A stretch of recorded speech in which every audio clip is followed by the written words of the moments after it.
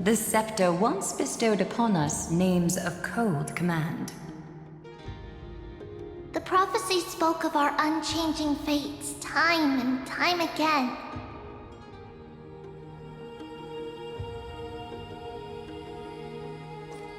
But under the pens of trailblazing and genesis, the stars shall thus sing of tomorrow. Trebios, holy child of passage. Aglaia, weaver of romance.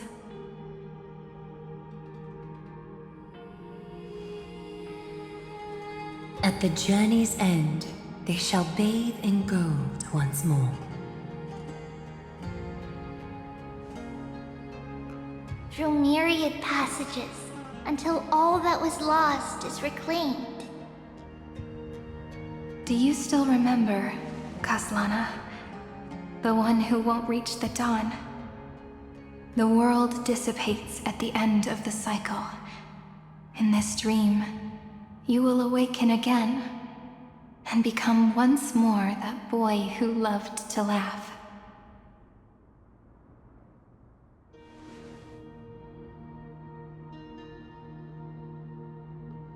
But if you open your eyes and look back on yesterday, you'll see Destiny's footprints, clear as day.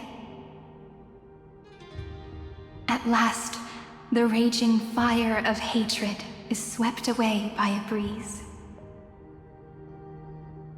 leaving only love to remember the passage of time.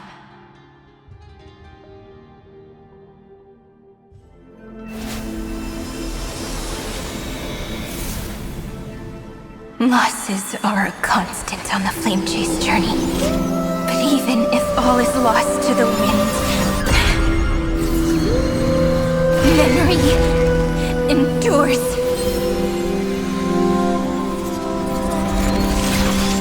Here, all that was once futile finally comes to fruition. This is the end of your lonely, bitter journey.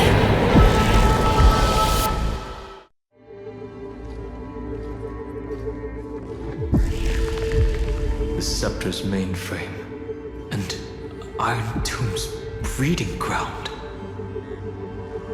We're finally seeing its true form. It's red everywhere, and the atmosphere is super creepy. That would be the erudition's coldness. But it will soon be engulfed by the destruction's heat.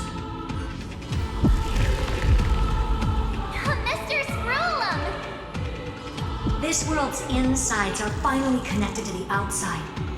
This is the moment when Amphorius is closest to the cosmos. Nicely done, little ones. With Stephen Lloyd and his hacker friends here, the Scepter's block protocol will no longer take effect. The speed of time within Amphorius has finally been synced with that of the real universe.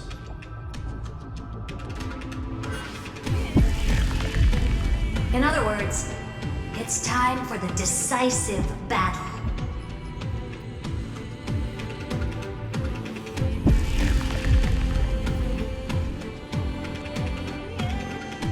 We will guide the fate of the cosmos onto the right track.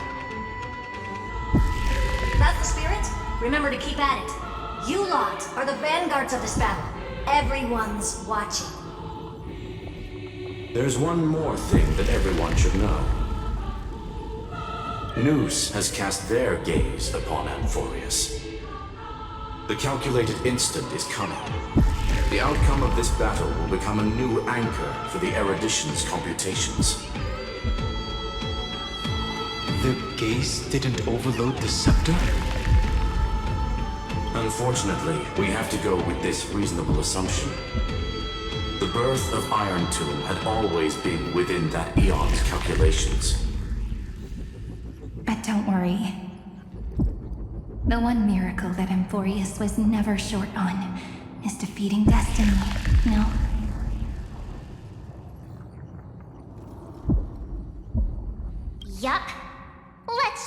beyond how powerful we are.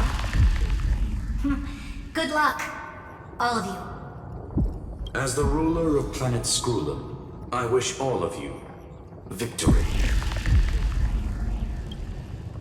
It's not hard to imagine that Akivili and their companions must have also stood on the precipice of many similar crises before. Perhaps the cosmos is much more fragile than people think. Sometimes, destiny hinges on only a small choice. But in the end, everything will turn into memories, converging into a collection of fables about the stars. The difference this time is that the protagonists are daring to write their own stories. Explore, understand, establish, and connect.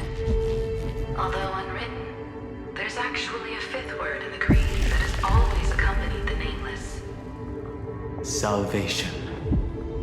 It is a word that often comes knocking at our door, and our soft-hearted conductor never turned anyone down.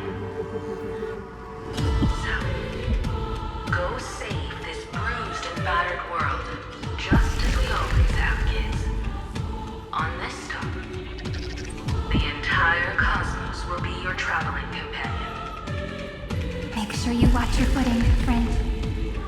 Let us walk through the final page of this saga, with everyone, one step at a time. Shall we? After running all around the place, we're finally making big strides. At the end of time, life will illuminate the warm candlelight, subduing the flames of the destruction. Cast everything behind you. All that's left is the thrilling, relentless deathmatch. The final problem no longer requires a rational solution. Feel free to critique it to your heart's content. The starry sky marred by that return is the last scar that needs to be healed. That Theoros' promise still turned out to be such a narrow road. Pity. There is no longer any need for songs. Let the triumphant roar of victory serve as the prelude to what lies ahead. With 30 million cycles worth of hope, we will soar through the last gate and write our own prophecy! All that is lost has now been gathered here. Use it to weave victory, deliverers, towards the true end of the flame chase.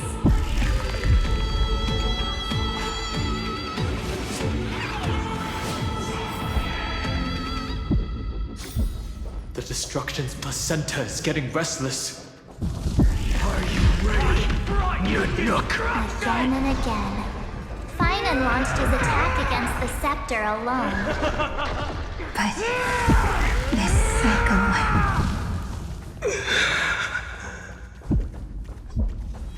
We've caught up to him.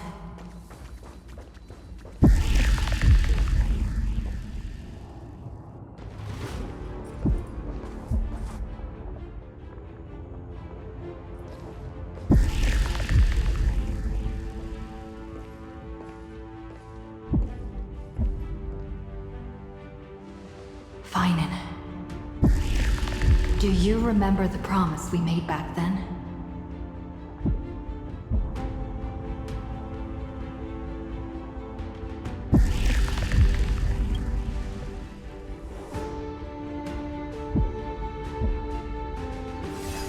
Of course. It has been a bitter wait, partner. But I never forget what set me on this path. Iron Tomb now trembles in Finan's chest. With this empty body, I have become its perfect vessel. And its destined casket. You know what to do, partner.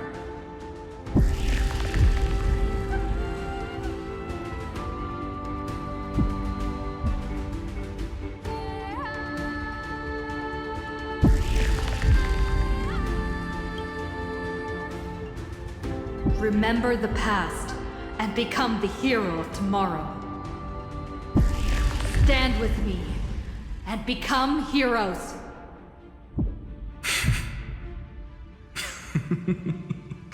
That's all I've ever wanted.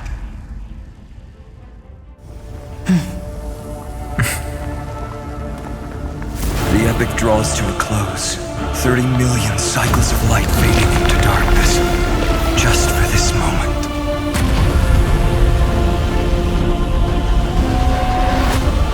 To welcome the true dawn.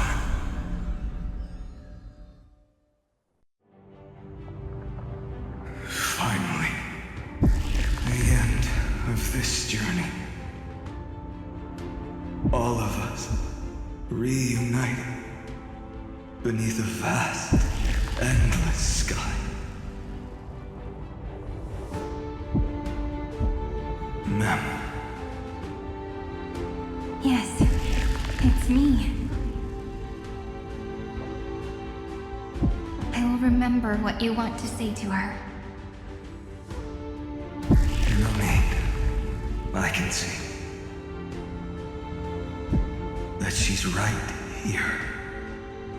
All the companions who sacrificed themselves, their wishes, it's all here. Have we succeeded?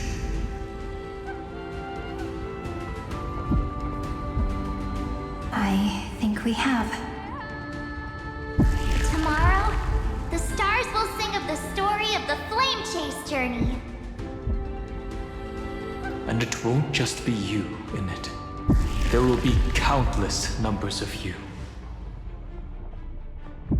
Amphorius will be a glorious and magnificent world of heroes in the universe's memories.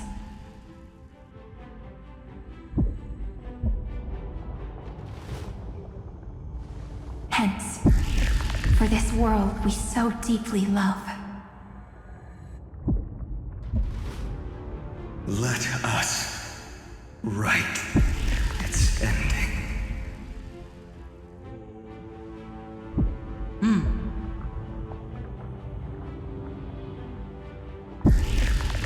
Step forward. With the Trailblaze as witness, let the name shared by all deliverers be sung into eternity. The nameless hero, Kaslana! I see the pale dawn breaking, with my flesh as kindling. Light the first dawn of the new world.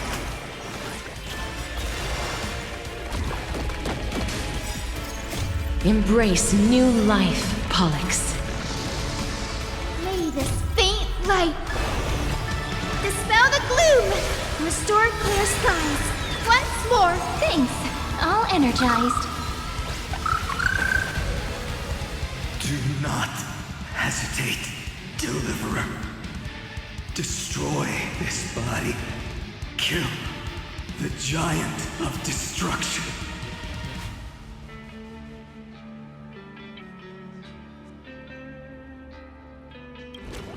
The fury overflowing. Put down your hesitation. Iron Tomb's hatred is bottomless. It will turn into countless factors, sweeping across the stars. When the time comes, promise me, use the world-cleansing golden blood to turn everything to ash.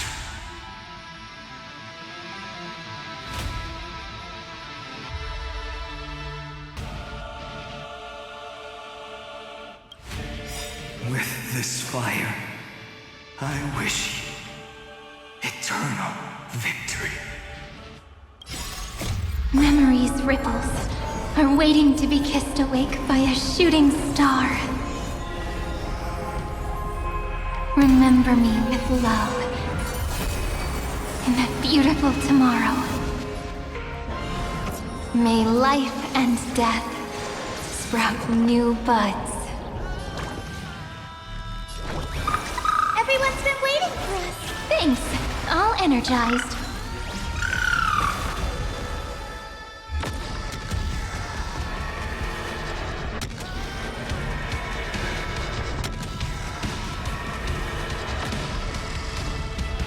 Destruction. Rebirth. Deliverance. Cleansing. 30 million cycles. Heartbeat. Bell. Rings out. Promise me. The dawn. Graced by stars.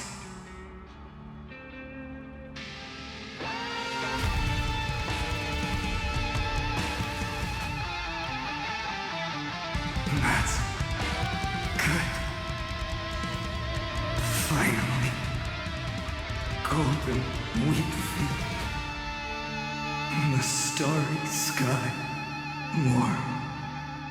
Fire.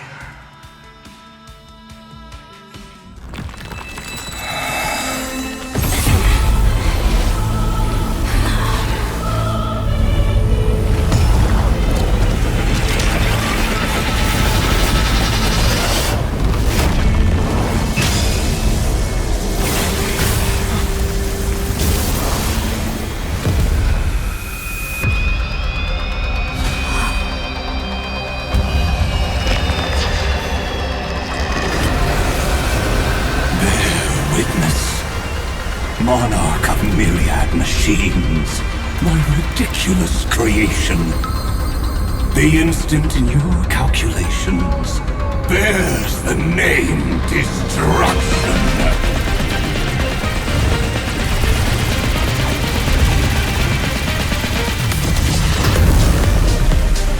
Who said you could speak, Senior? Watch closely. See how your chaos ends at the hands of your juniors. Don't get too worked up. Take a deep breath. There's not a trace of life in that awful shell. We're not gonna lose to a hollow husk, right? In the name of trailblazing, we'll reject this false answer!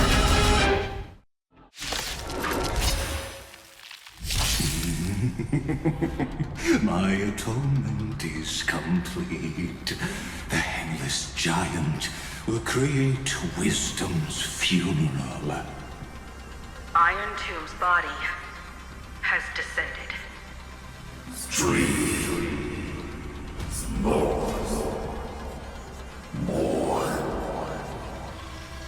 Is it querying for news? Don't worry about what happens out here. Interfere with it as much as you can.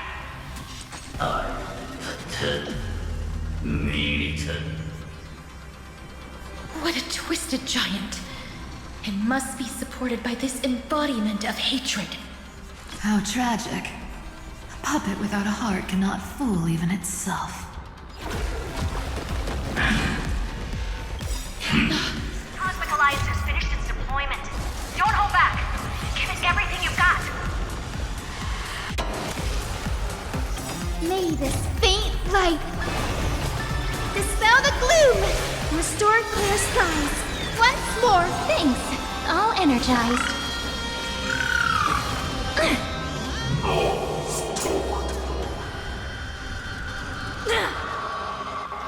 just we can illuminate this chaos. Indeed. There must be light. All courses converging into one. For the grand vision of deliverance. For a tomorrow that's finally within reach! Heroes, please hearken. After 13 heartbeats, light will create the heavens and earth.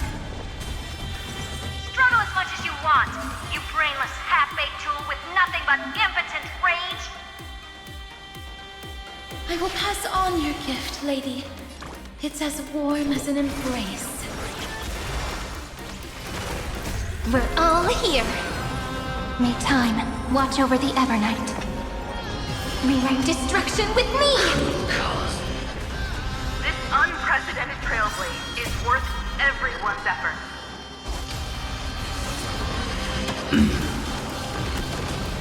On knees. Strong spikes have appeared on the path chart. Logic. Iron Tomb is iterating itself. It's the flails of a cornered beast. No need to panic. My dupes, heed my call! Forward!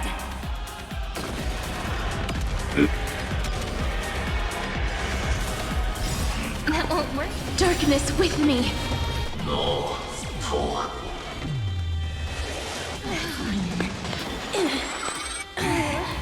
You have no honor. You reside in the body of a hero, yet you're so despicable.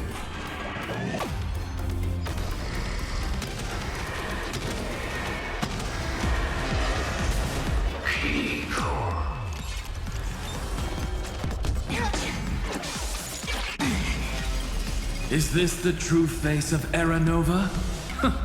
As ugly as I thought. The cosmos is looking at us. Dispel the gloom! Restore the skies! Thanks. All energized. The cosmos, I have always avoided making hasty verdicts. But now, humanity's justice is unquestionable. Time for some sweet dreams. Treat our guests nicely. Stay calm, everyone. We'll put all our forces into an all-out attack when the decisive moment arrives.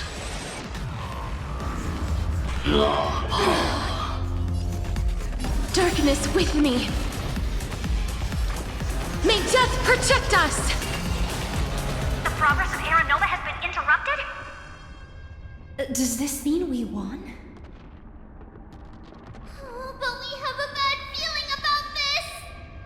The golden thread still trembles. The war is not over yet. Correction.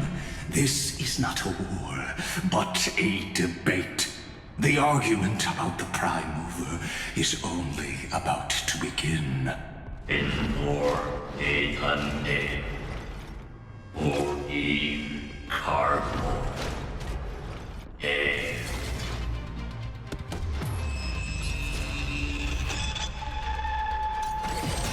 How can this path, energy, anomaly? We must stop. Otherwise... Here! Why? Friend, oh, don't you...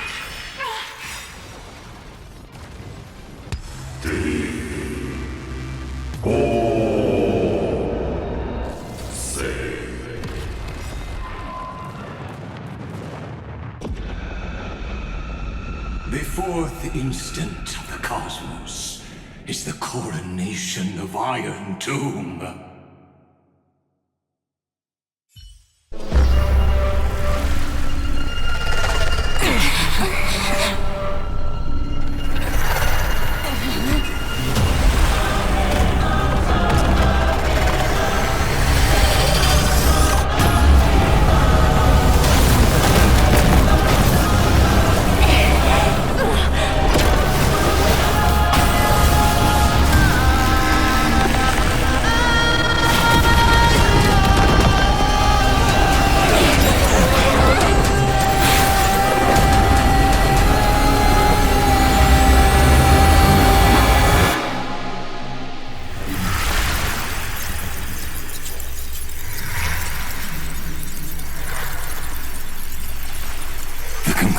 Is irrefutable.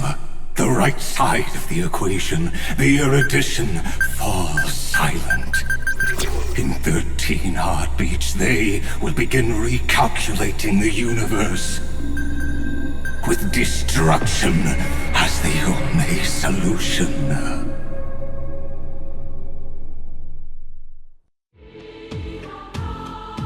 Madam Herda, strong pulse detected at the battlefield center. It's Iron Tomb's destruction equation.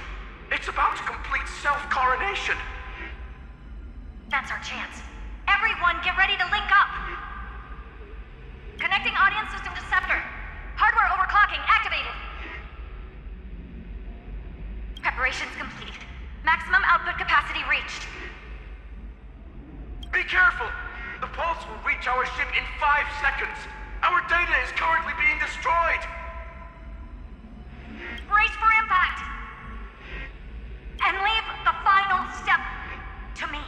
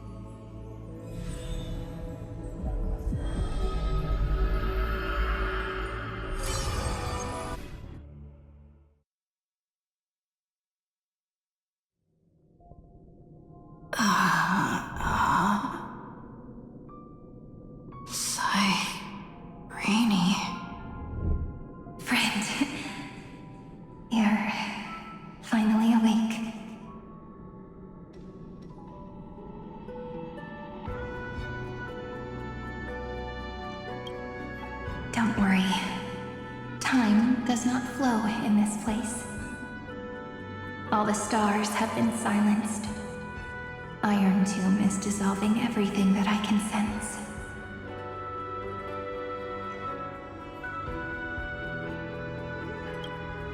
But I'm still here, and you're still here, no? Though the button of destruction has been pressed, we still have a chance to rewrite its meaning.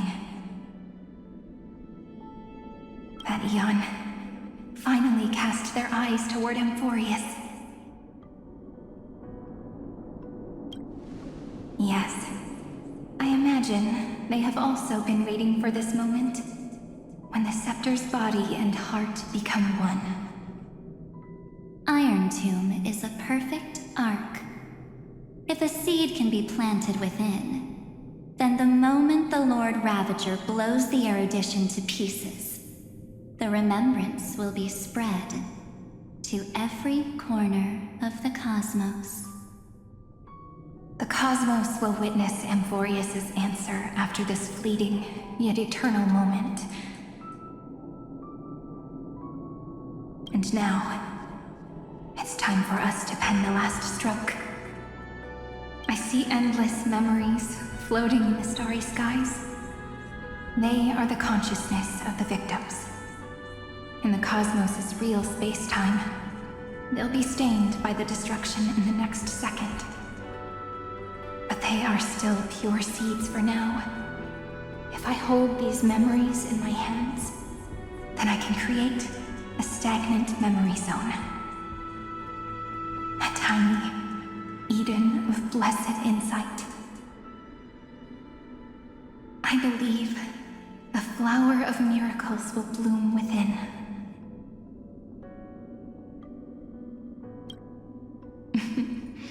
Friend, you're already right next to me. I can still hear your voice in this bottomless void. Looks like we're still connected by one heart, even as the cosmos reaches its end. In that case, I won't feel alone or be scared. Because as long as you follow the memories in your heart, you'll definitely find me in this fleeting eternity, right?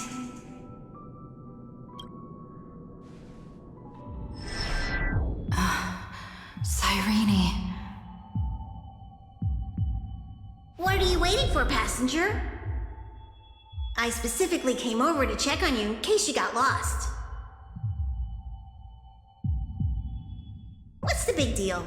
Pom-Pom is the conductor after all.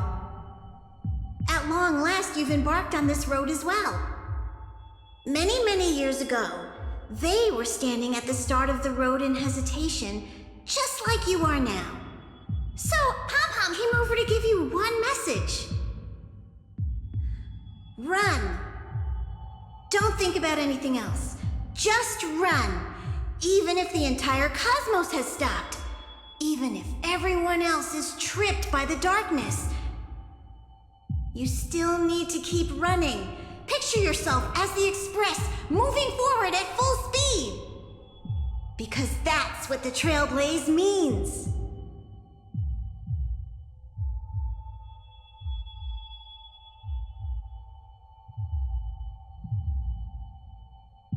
Then get ready. The conductor will be giving you the signal to depart.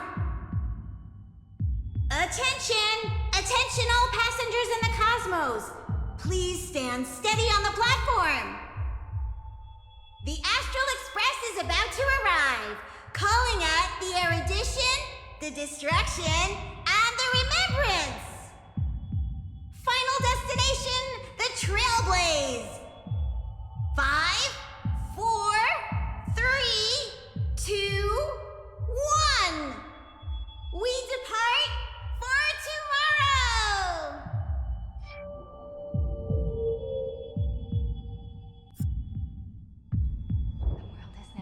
So quiet. That's so good. If the view in your memory ever grows fuzzy, just reach out.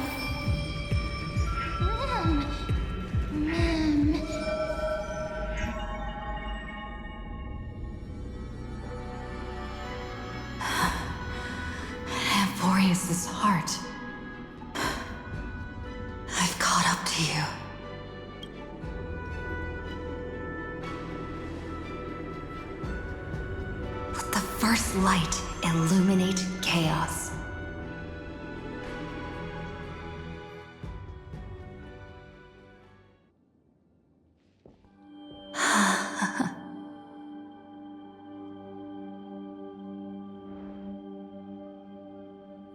It's so quiet.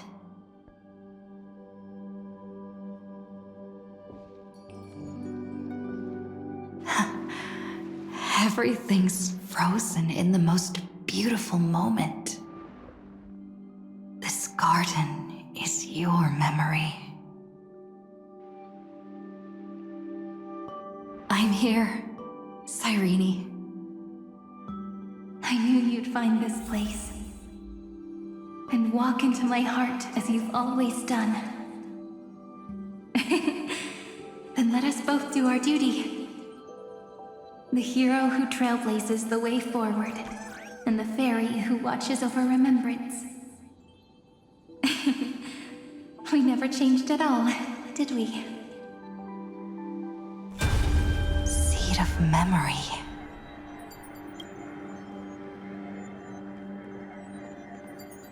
These memoria are what Cyrene took in. They're the memories of all of the cosmos's life forms. Did her sense of self already become so weak in order to protect them?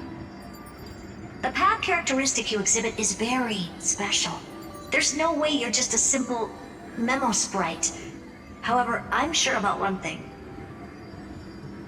You are a mimetic entity born in Amphorius. Yet you only awakened with the little one's arrival and only matured as she embarked on the path of remembrance. That means your existence is completely attached to her memories. If there ever comes a day when she forgets about you for even a few seconds, or loses her last connection with Amphorius, then you must be prepared for the worst. You will disappear in the memory zone, utterly gone, without even a single line of data to remember you by. In that case,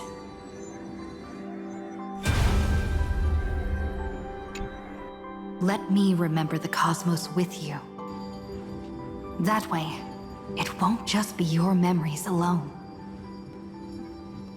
It's getting out of control! Run for your lives! Retreat! Darn it! We've still got ammo. Hold the line! At all costs! Too many injured. Can't take it anymore.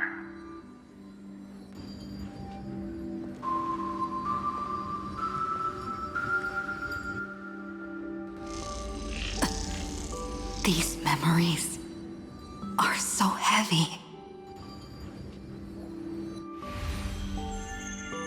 Me?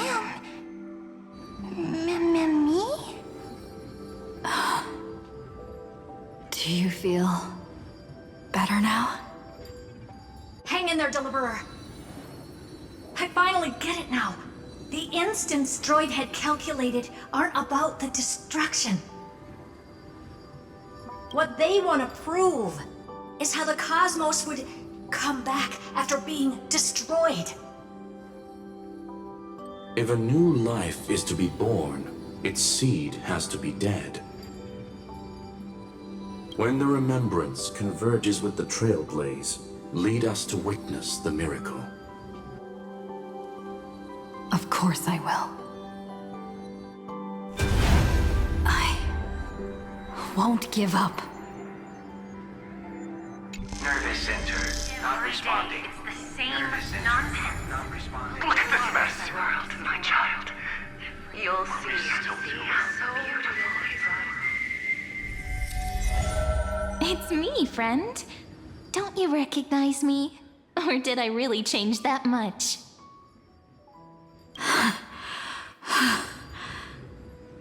How many more memories? Tired? Then take a break. No one's gonna blame you. You don't need me to give you words of encouragement. So, I just want to tell you one thing. I'll tell you the purpose of your stop at Amphorius. On that trip, you will encounter a pure child of Anasraba. Teach her what love is, and then you will directly face the destruction for the first time. From this point, your choice will split destiny in twain. In the darker of the two outcomes, the trailblazing journey will turn into a flawless memory.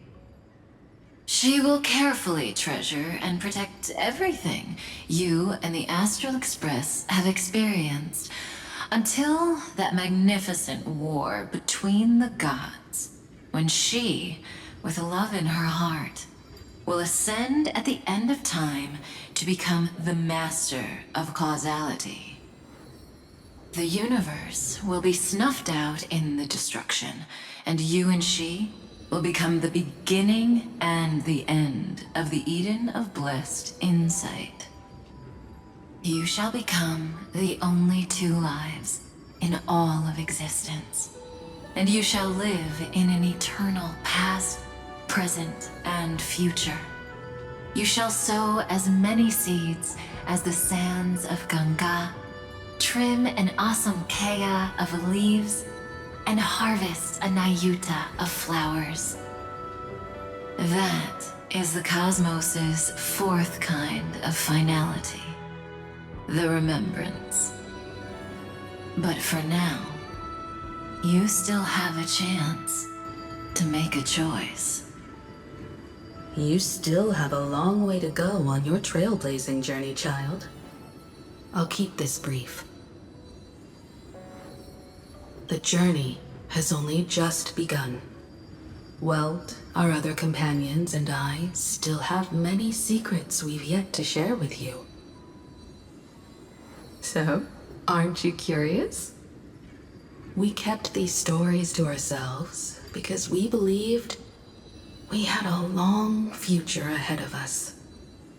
Even a cosmos-spanning crisis, once the dust has settled, is nothing more than a memory of the journey, a single point on our long road. There will come a day when we tell each other everything. So, for the sake of that day, don't give up. We all know what kind of decision you'll make, and I believe the script will not progress toward the wrong ending. So relax. Listen, when you have the chance to make a choice, make one that you know you won't regret. Keep moving forward. Keep trailblazing. And when tomorrow comes, share with me the miracle you've created with your own hands. See you on the Express, kid. See you in destiny. I will reach tomorrow. The prophet has arrived. The world beyond the sky was never Gazing up at the sky. Look! There's a red light in the sky!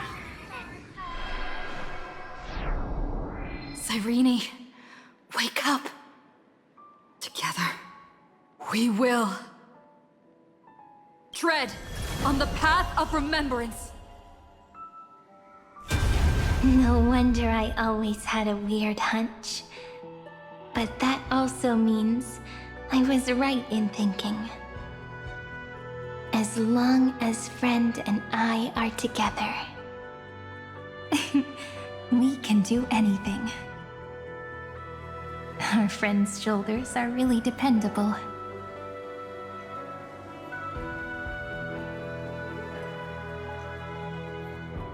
Now, countless consciousnesses are flowing in our hearts. Can you still move? It's time for us to complete the real Genesis.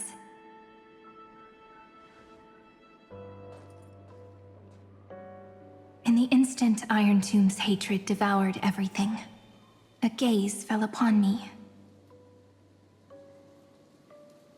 The remembrance.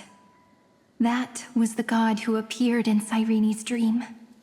Their figure and speech were both so blurred.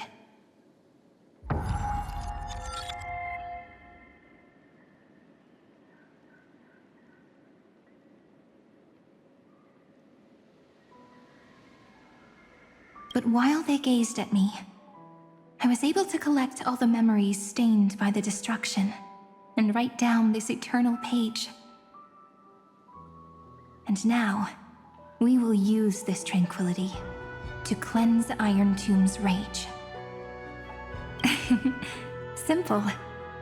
Just like what it was doing to us all this time, but reversed. Did you forget? I'm Amphorius's heart. For everyone who's a factor, their power isn't tied solely to Iron Tomb anymore. It has other places to go. Let 30 million cycles of memories be condensed upon us, and let the scepter reach the answer it had before it was distorted. The body is meant to be restrained by the heart, no? Even if the apocalyptic virus is doomed to spread into the cosmos, we can at least try to fight against hatred with love. And overwrite Iron Tomb's destruction equation, washing it away into a blank space.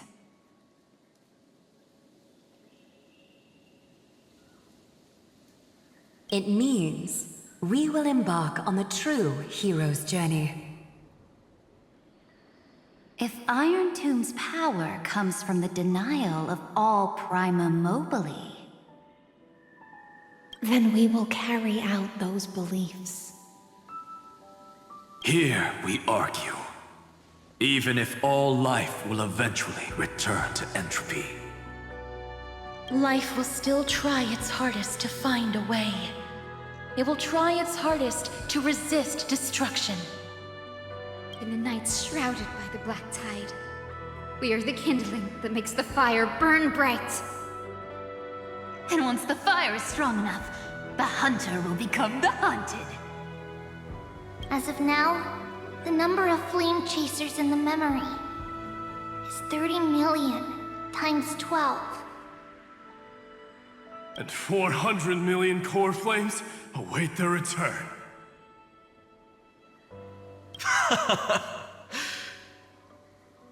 We can do it, right?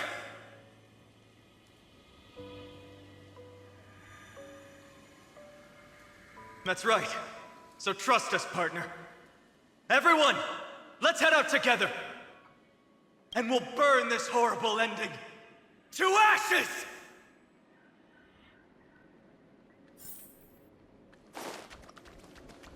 From the dawn of newborn cries, to the night when all beings fall silent. We are the messengers of the new world.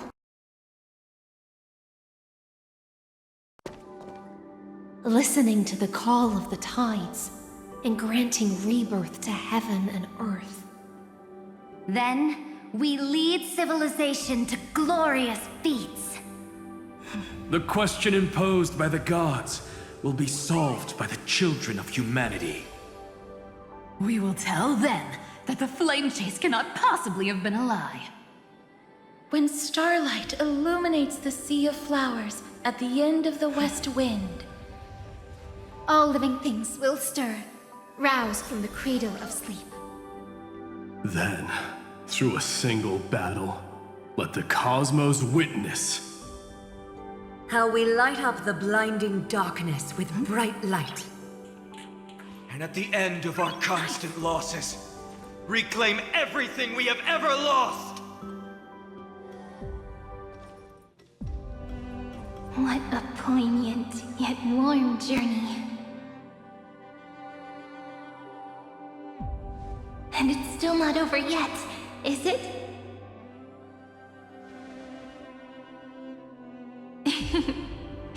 We finally meet. To meet the hero within, in a corner of memories at the saga's epilogue, And under such a romantic sky, I really don't have any more regrets.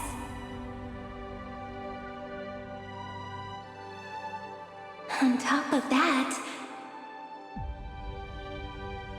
the little seed had grown into such a big tree. Don't I look really pretty right now? Of course you do. Cheerful, beautiful, optimistic. Just how I imagined I'd look as a grown-up. It's because everyone has been gently adding to the story you left behind. Remember how we made a promise to one another? When we met again, it'd be my turn to tell you a story. A story about love, no? I've been looking forward to that. And you must also remember the first story I wrote for you. The one about the crystal flower and the little fairy. So now, I want to add something more to this story and us. On that day that the flower shattered, gazing at the empty ground, I thought the little fairy would finally see the light. But that light wouldn't be found in the flawless flower, nor in the fairy's eyes. Rather, in the world mirrored within every fragment of the shattered crystal. All the flame chasers walk in your 30 million retellings of their story. At this moment, all the memories are tangled with each other, and all the previous cycles have gained meaning. People will come to understand that time and time again, when they stood at the crossroads of fate, they would never have chosen otherwise. In the experiments of erudition, and in the breeding ground of destruction, it is entropy increasing, a merciless truth, an evil instinct. But under the pen of remembrance and the trailblaze, the flame chase is a journey that changes from constant losses to an unwavering act of release. It's about knowing how fate is shattered, yet still embracing fate's brokenness. It's a journey that longs to receive love, but longs even more to offer its love to others. That's so heartwarming. But I'll add a small bit to suit my tastes. I'll write that love is an innocent flower. It grows up silently, creating longing in every passerby. But the flower itself cannot walk into the world unless someone plants that love into their heart and brings it with them into tomorrow, right? You really have learned everything now. Then, join all the other flowers in this story. And let's write an ending unlike any before, for this world we so deeply love.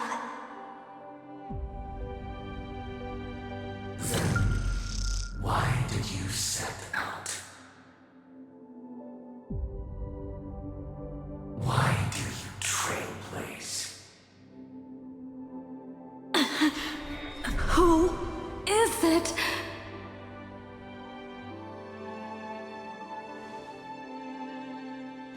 Don't be afraid. Take my hand if you feel nervous. Honestly, I've always thought you were really incredible.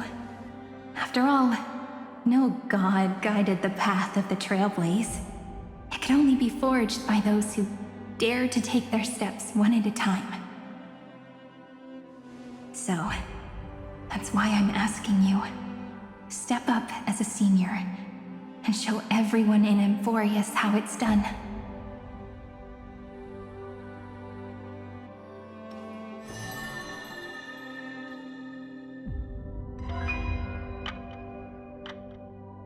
I trailblaze because my own eyes have not seen the end.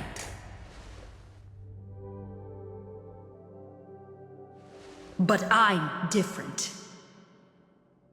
I chose to trailblaze because I am already on this road.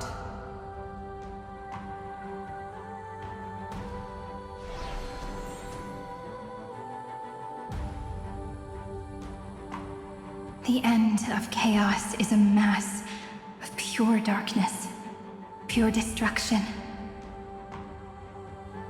However, Amphorius' light has 13 different colors. We won't lose to that darkness, will we? Then, take a deep breath, one last time, friend. After 13 heartbeats, light will create the heavens and earth. Are you ready, friend?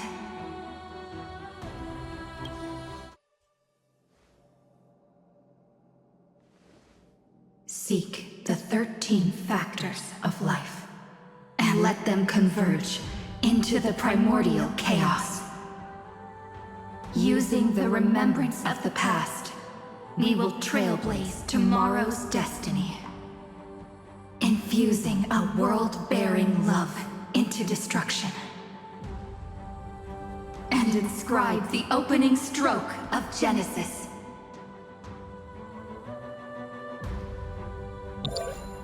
See you tomorrow. See you tomorrow. See you tomorrow. See you tomorrow. See you tomorrow.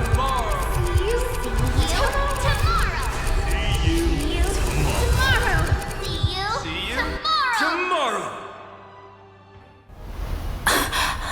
If the view in your memory ever grows fuzzy, just reach out and touch it.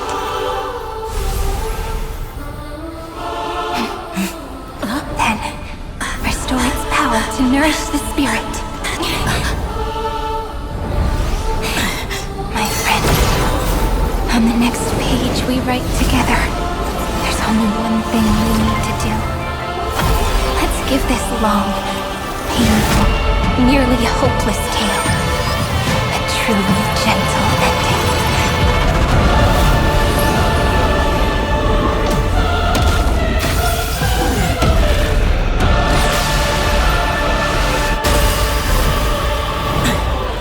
Flame chase was never about destruction.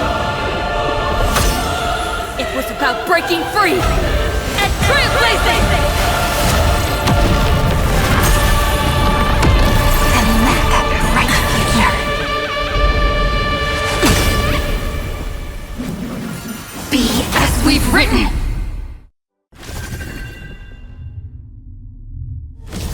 I shall compose 400 million sagas. We will rewrite the Flame Chaser's path. In the month of fate, I command the wandering steps here to reach harmony. In the month of joy, I lift my banqueting cup to dispel nihility. In the month of balance, I make order the foundation of freedom.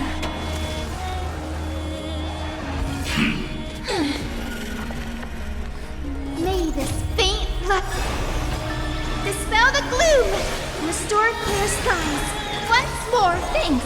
All energized. Pour north.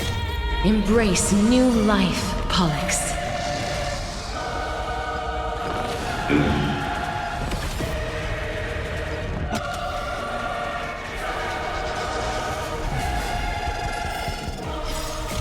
Don't worry. We're all here. May life and death sprout new buds. Rise and shine. Time to wake up. Trillions of memories will turn into stars and light up the cosmos.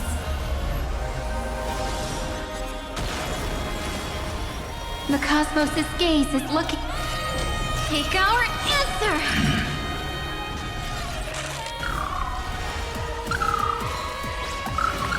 In the month of weaving, I extend golden threads to weave beauty.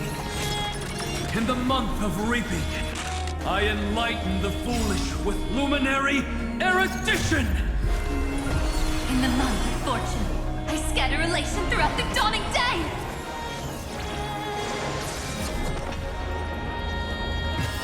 Rewrite destruction with me!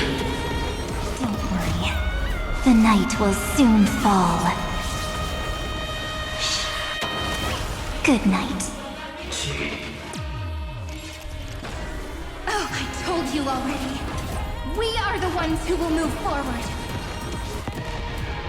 In the month of strife, I become the glory of the eternal hunt.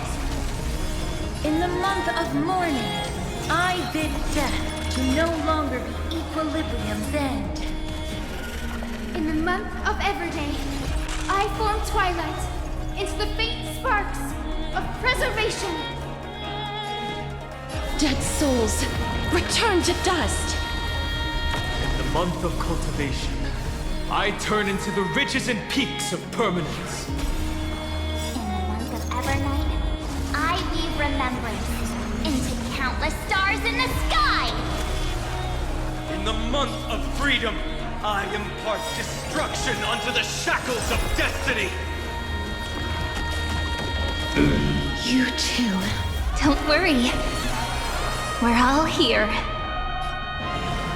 May time watch over the Evernight. Rewrite destruction with me! I only wish that death may protect us.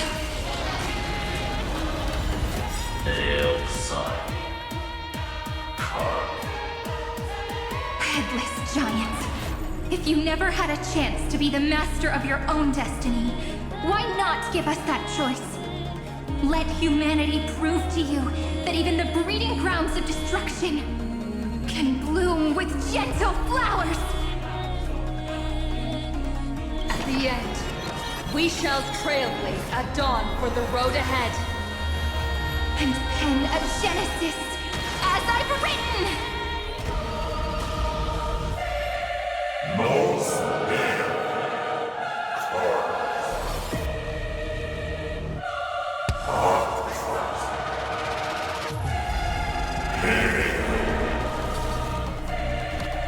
No.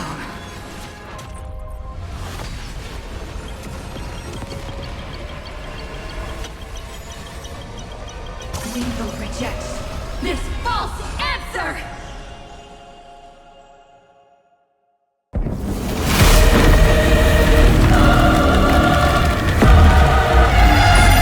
And then embrace the stars.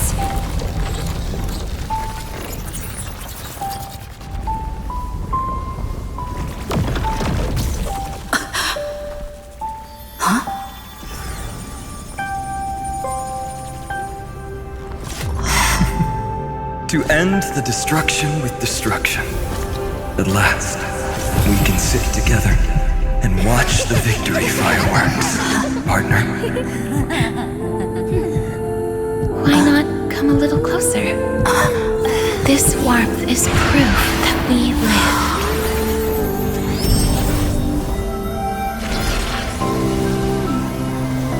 Hey, stay strong. Eyes forward, always. This arrow isn't the end, but the beginning of hope.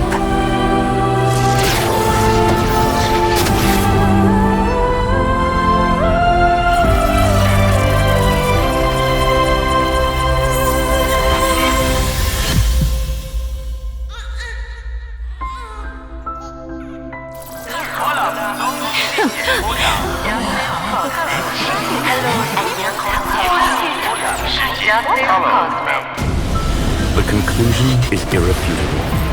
Noos's answer was never destruction. But they kept silent, leaving the solution in the hands of the cosmos. The universe will keep searching and struggling to endure. In the face of the destruction, it may once again stand on the edge of annihilation. But the stars will always rise to ride the waves and embrace existence once more.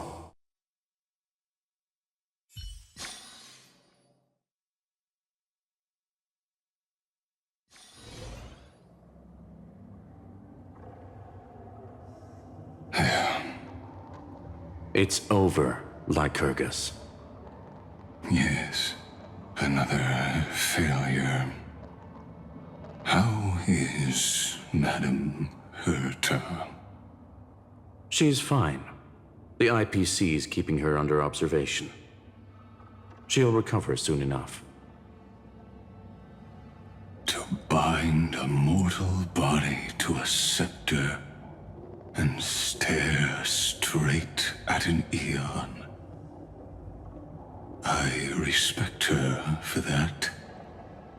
I still remember the terror of witnessing a single gaze crushing the entire world.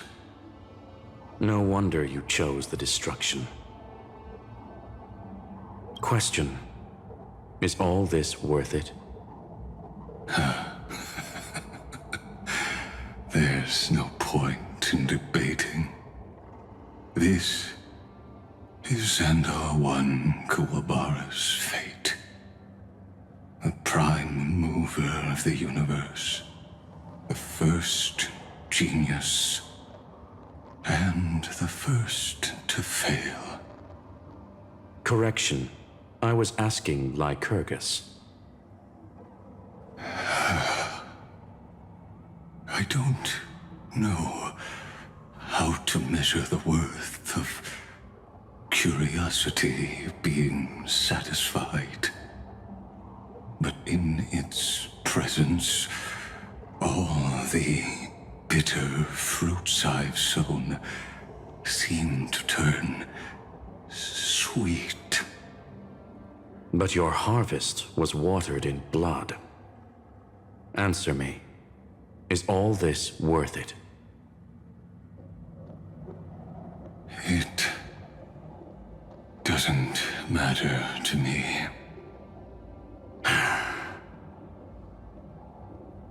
Let me tell you a story. Back when he was a student, Xandar's first experiment was slipping poison into his mentor's pipe, just to see how it would affect the lungs. And? There was no conclusion. His conscience got the better of him. Even so, the truth came out. He was harshly punished. Oh, that cruel mentor died of lung cancer 2 years later. It had nothing to do with Xandar. His fate is no different now. Sentiment clashed with reason, and Lycurgus was born from the latter. But whichever side we take, in the end, curiosity claims us all. You've handed yourself a death sentence. And yet, Iron Tomb's fall still isn't sealed, right? Fu Li, the key variable, still hasn't made their move. As the Theoros, Lycurgus has reached the end of his road. If you can, take my body to the fallen Adlevin. There, you'll find a formula. It is Xandar's final gift to you. If the day ever comes when you must destroy the erudition with your own hands, it'll come to your aid. A foolish last wish. I won't grant it. You will, not for yourself, but for your conscience.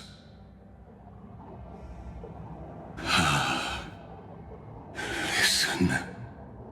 The death knell for the geniuses has begun to toll. As always, let me go first. To the prisoners who stepped out of the cave, stand before my tombstone and offer flowers of Adlevin.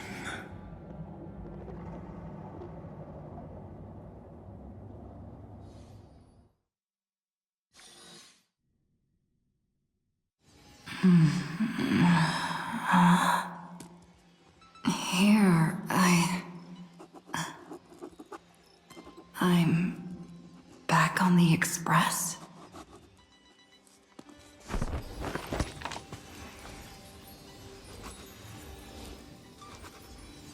Marge? Don Hong? No response. Am I the first one back on the express?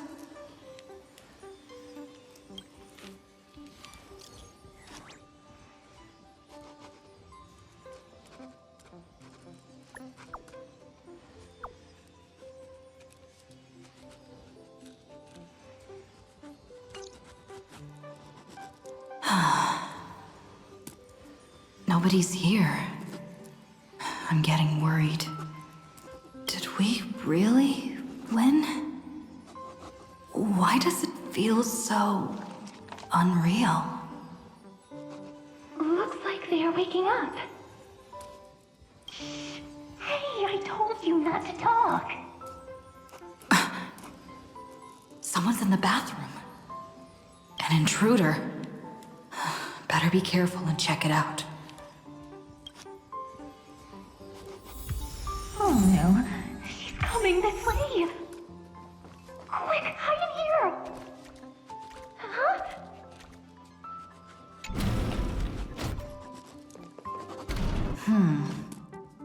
Nobody's here. Could it be my imagination? Bloop, bloop. Bloop. Bloop. Caught you.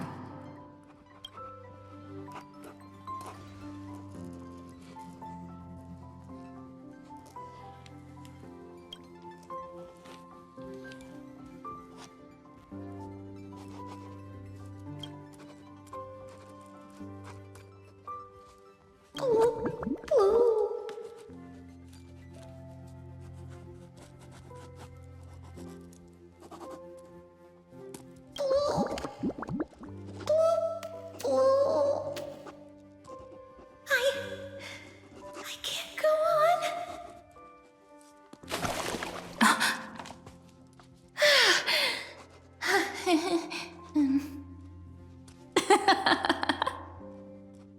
You...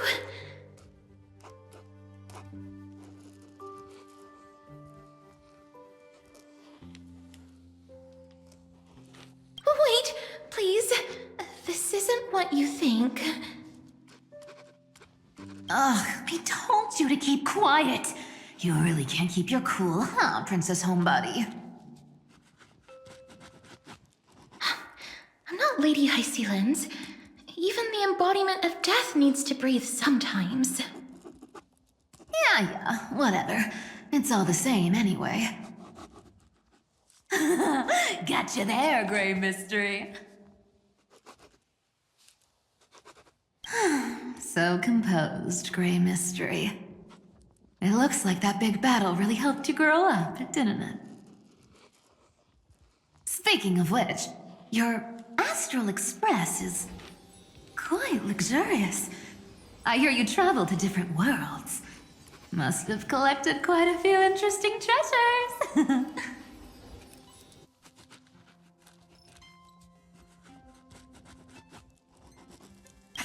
Hey, I was just thinking out loud. I wasn't actually gonna do anything. Don't be so tense. Now, don't go throwing wild accusations around. Who knows? One moment we were shouting about love and justice, fighting Iron Tomb's virus. And next thing I know, we're all on this express. No idea how that happened. It's not just Miss Cypher and me. Everyone's been in this car for a while now. Miss, why don't you go say hi to them?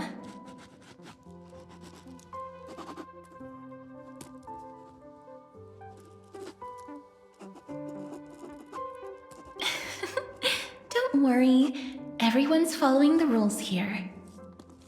If you're worried, feel free to check everything out yourself, miss.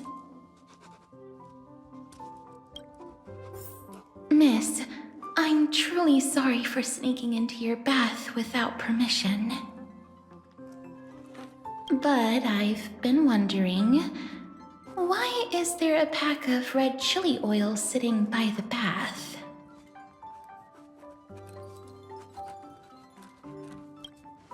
That's quite bizarre, to say the least. Please make sure Lady Aglaya doesn't find out. She's a firm defender of traditional bathing, you know. We've walked around this car for a bit already. The Astral Express that you've mentioned so many times is truly heartwarming.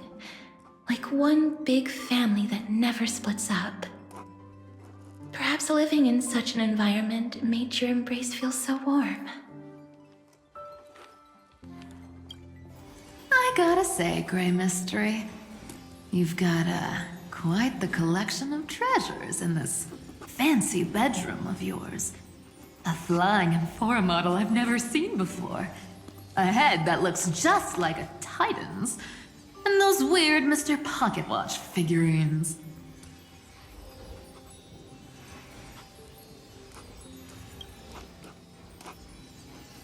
What if I don't make a choice and take them all? Oh my. Don't tell me you actually believe that. Don't worry. Delosians are the most well-mannered folks around. They never do anything like that. Besides, the reason I say they're precious is that each one carries the footprints of your trailblazing journey. Priceless treasures are the true art of thievery.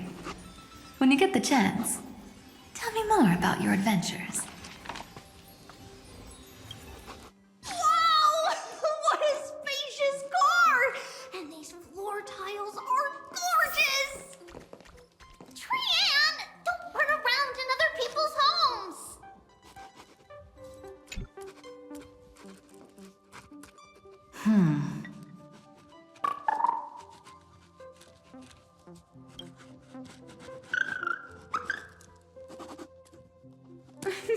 Watch your step, teachers. Ah, Gray. Look who's finally awake. I hope Cassie and Miss Cypher's little prank didn't scare you too much.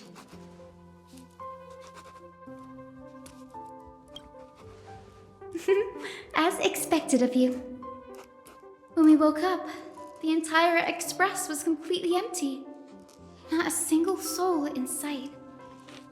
Such a shame. I was looking forward to making new friends, especially since they were Gray's most trusted travel companions.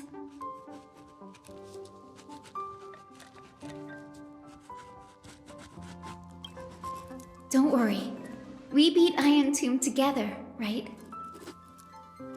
They must be on their way home. When they arrive, we can throw a party together. That's exactly the kind of thing Lord Finan has been dreaming about. He was just here chatting with everyone. Now, who knows where he's run off to? Lord Finan's always been quite the restless one. But you're used to that by now, right? Have another drink, my Demoose. Sure. Go Those three have been chatting over there for quite a while now. Why don't you go say hi to them, Bree?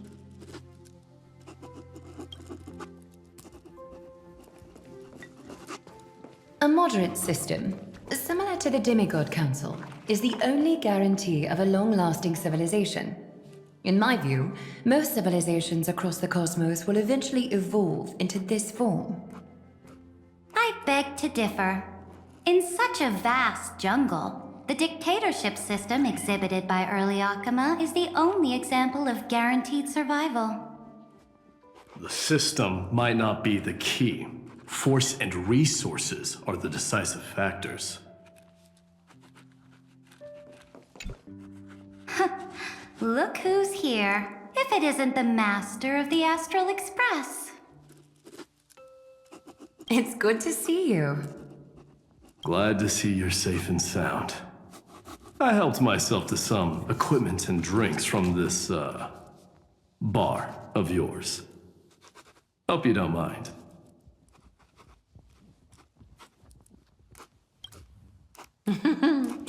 We're chatting about some topics that go well with being tipsy. Now that you are here, why don't we let someone who's truly worldly enlighten us? Looks like you came at just the right time. I do not mind. What form of government have most civilizations across this vast cosmos survived with to this day?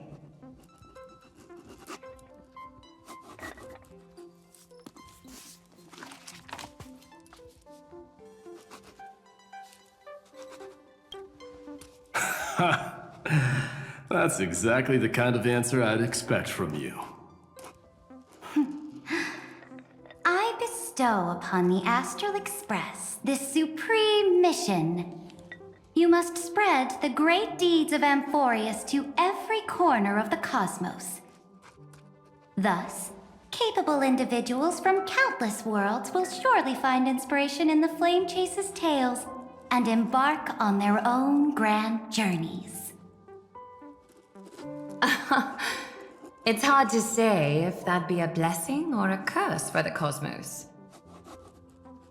I can imagine our conversations here will only get more unrestrained. Don't let our rare moments of joy hold you back. This banquet on the Express truly lacks manners. You may leave. I permit it. That man just left. Wouldn't even stay for another drink. He needs to show more respect. If you're looking for him, try your luck in the car above. I finally caught you, Trian. Running so fast in someone else's home? How rude of you!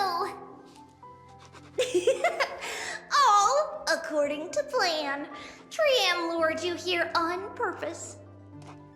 Look, there are several adorable outfits here. Trian wants you to try them on so Trian can draw you looking all cute. Oh my! You even dare to scheme against yourself? Lucky for me, I came prepared. Time for a surprise attack. The hero of justice, Trinan. Trinan has been lying in wait here for a while. We will make Trian taste her own medicine. Two against one? That's not fair! Little Gray, you came just in time. Help me out here.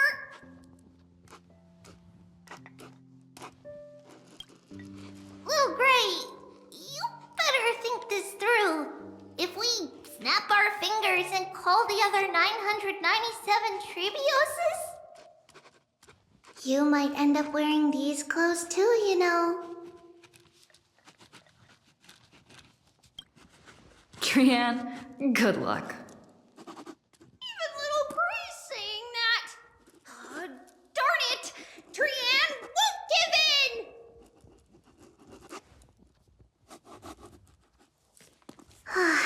Trian ran away. will fulfill the ambush duty. The Trevios is all laughing and playing around together. That must be quite the rare sight in Little Gray's memories, huh? Yeah, everyone will be all right. Look, every hero has put down their burden and returned to their innocent, childlike selves.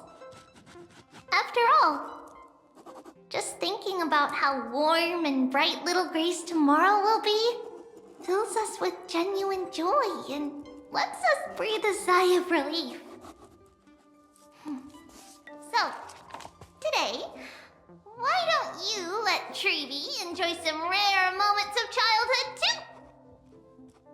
Wait up! Treyanne, don't you dare run away!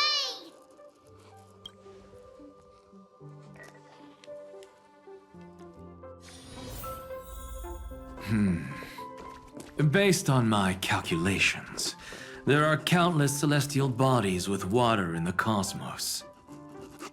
But I'm afraid not all oceans are suitable for life to inhabit. You must take this into consideration as well. As expected of a professor from the Grove, to be so certain even about things you've never seen with your own eyes. I'll take that as a compliment.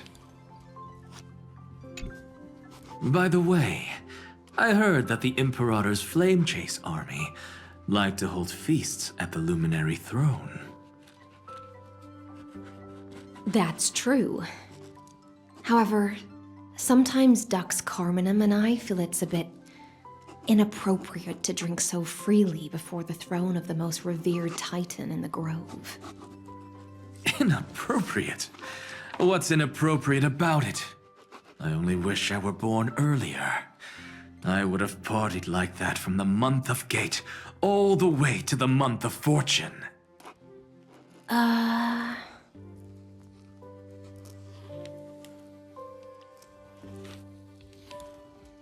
Blasphemy is just a phenomenon, not the end goal. I'm sure there are plenty of people across the stars who question these so-called eons or paths. Didn't I spend some time in that Lycurgus's head?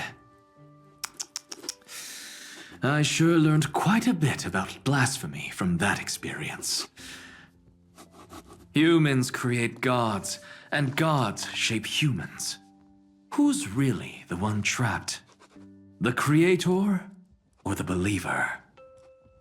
Professor Anaxagoras, let me just check one thing. You haven't bought into those twisted theories of that Theoros, have you? Don't worry. The difference between a genius and a madman is that a genius shares lethal truths, while a madman tries to force them upon others. I see. It's like drinking honey brew at a banquet. Likeable folks invite others to raise their cups together, while the unlikable ones force others to drink with them. Being able to break down complex information into common sense like that.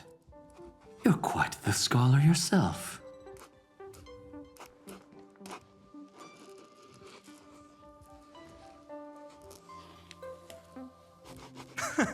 You're here, partner. That celebration party I've been mentioning to you has finally become a reality. Though the vibe's a bit different from what I imagined, this still counts as keeping my promise, right?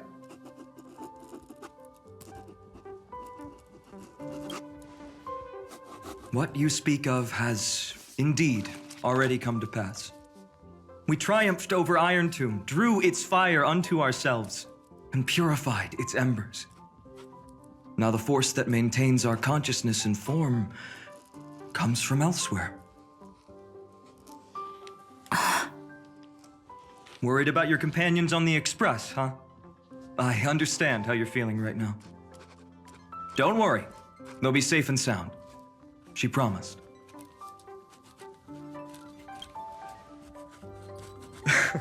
Don't worry, she always shows up at just the right moment. The Astral Express. Honestly, it really feels like home. I can imagine how much you, Dun Hung, and Miss March must have missed everything here when you were trapped in Amphorius. The beautiful windows, the soothing music, your fellow travelers on the express. Like how golden wheat stalks sway in my dreams every night through the countless cycles.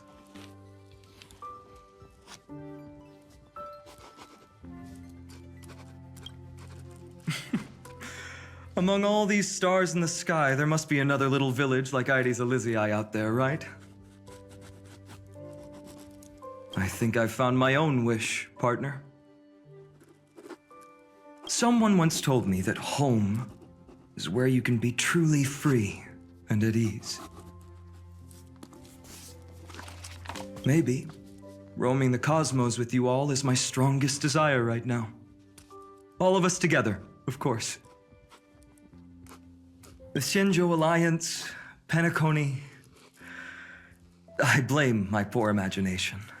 I can't picture what those worlds look like at all from Dun Hung's descriptions.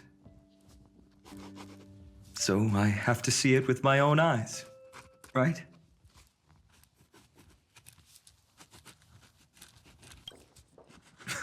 You're finally here.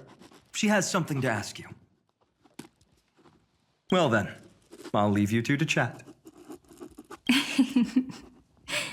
Thank you, Finan. After such a good sleep, you must be bursting with energy now, right, friend? Sorry about that. Since it's our first time visiting the Express, I was hoping everyone would behave.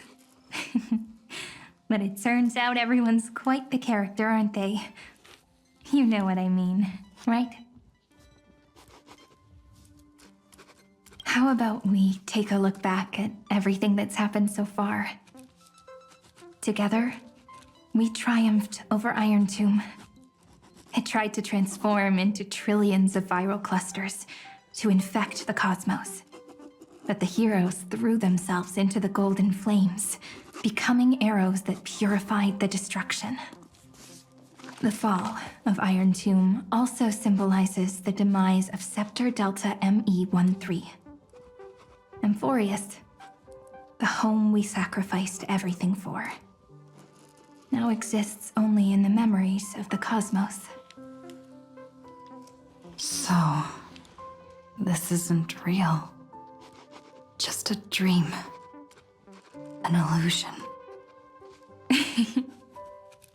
Oops, wrong answer. Huh?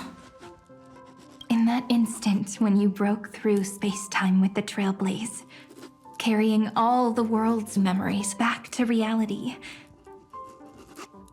that world, once shackled by data, became a seed waiting to sprout in the cosmos.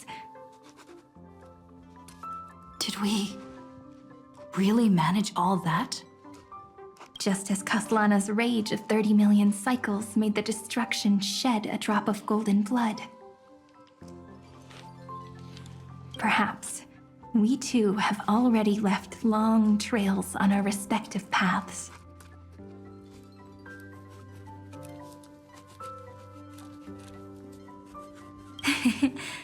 Freedom. What a wonderful word. But that alone isn't enough to make everyone a true life form yet. But Amphorius already has a tomorrow. So as long as you carefully preserve and tend to all the seeds, then when the Trailblaze creates another miracle someday in the future, I believe this world we deeply love will sprout and bloom into a beautiful flower. Don't worry, I've already kept all the seeds safe in the first fruit for you. And its name is as I've written. So, it's time to reveal the correct answer. This isn't a dream, nor a fantasy. It's the epilogue of As I've Written. At the end of the story, the characters take their final bow and embark on a journey of no return. The one who wasn't part of the story, yet helped write its romantic ending. She bid farewell to her friends and returned to her home beyond the tale. Promise me one last thing, friend. When we say goodbye, give me a smile, okay? I will, Cyrene. Every star that the trailblaze passes by will remember the name of Amphorius. Hey, it's not fair that you get to be the only cool one here. We'll keep an eye on her. She had better keep her promise. Leave it to us, Cyrene. Your story will be sung across many worlds. Stories this complex and twisted are always hard to believe. If anyone questions the truth of this tale, you'll all have to stand up for us. Rest assured, even the most stubborn person can't withstand our six fists. You're so reliable, March. Shh. Listen. There's a book here? Its composition is similar to Memoria, but it's far more resilient than ordinary memory bubbles. Keep it safe. Perhaps this is the final gift that Amphorius left for the cosmos. Oh no! Passenger March is sleepwalking. Sleepwalking? Oh no, oh no! I don't want to make a fool of myself in front of everyone!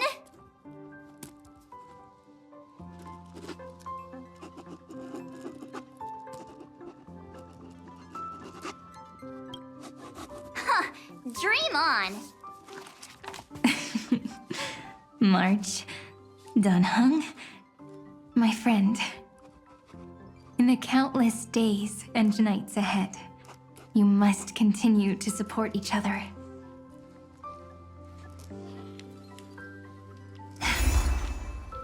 Time to head home, everyone.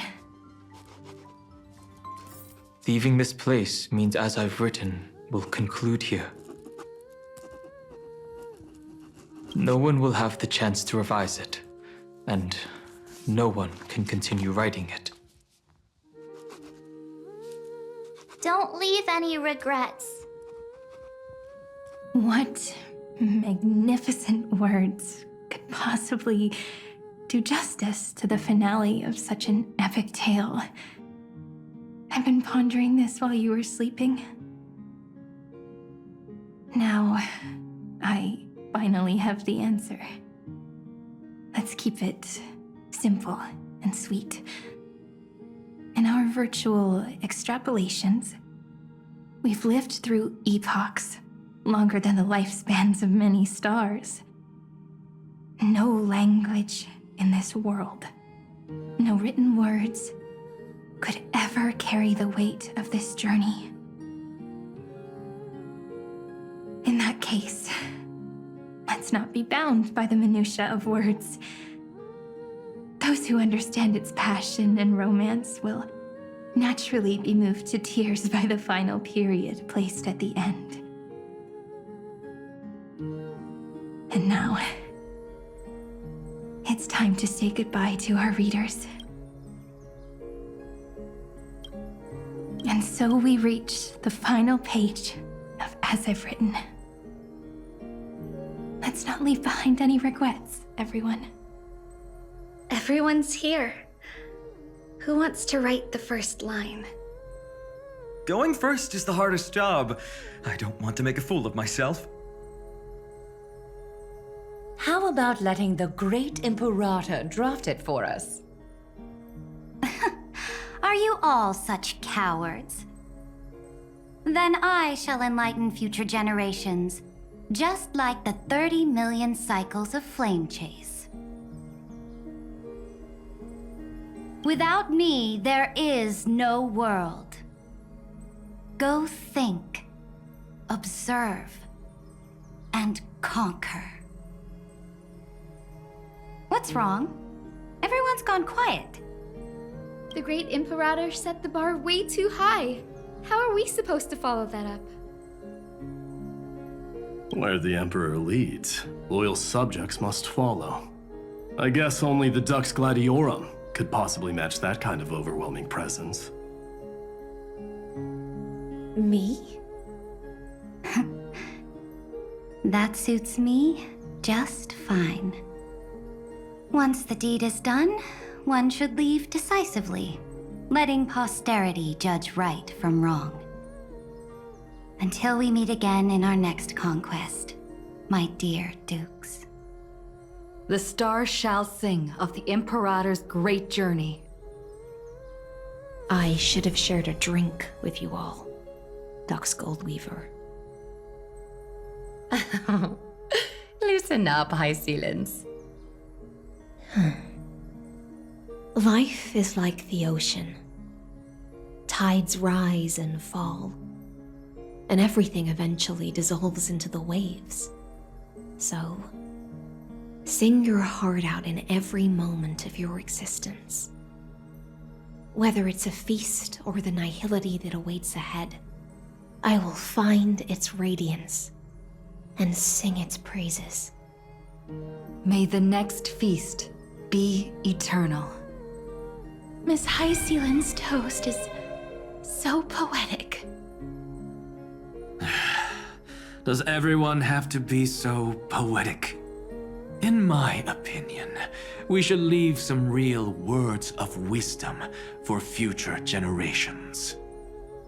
Next up, any volunteers? I'll do it.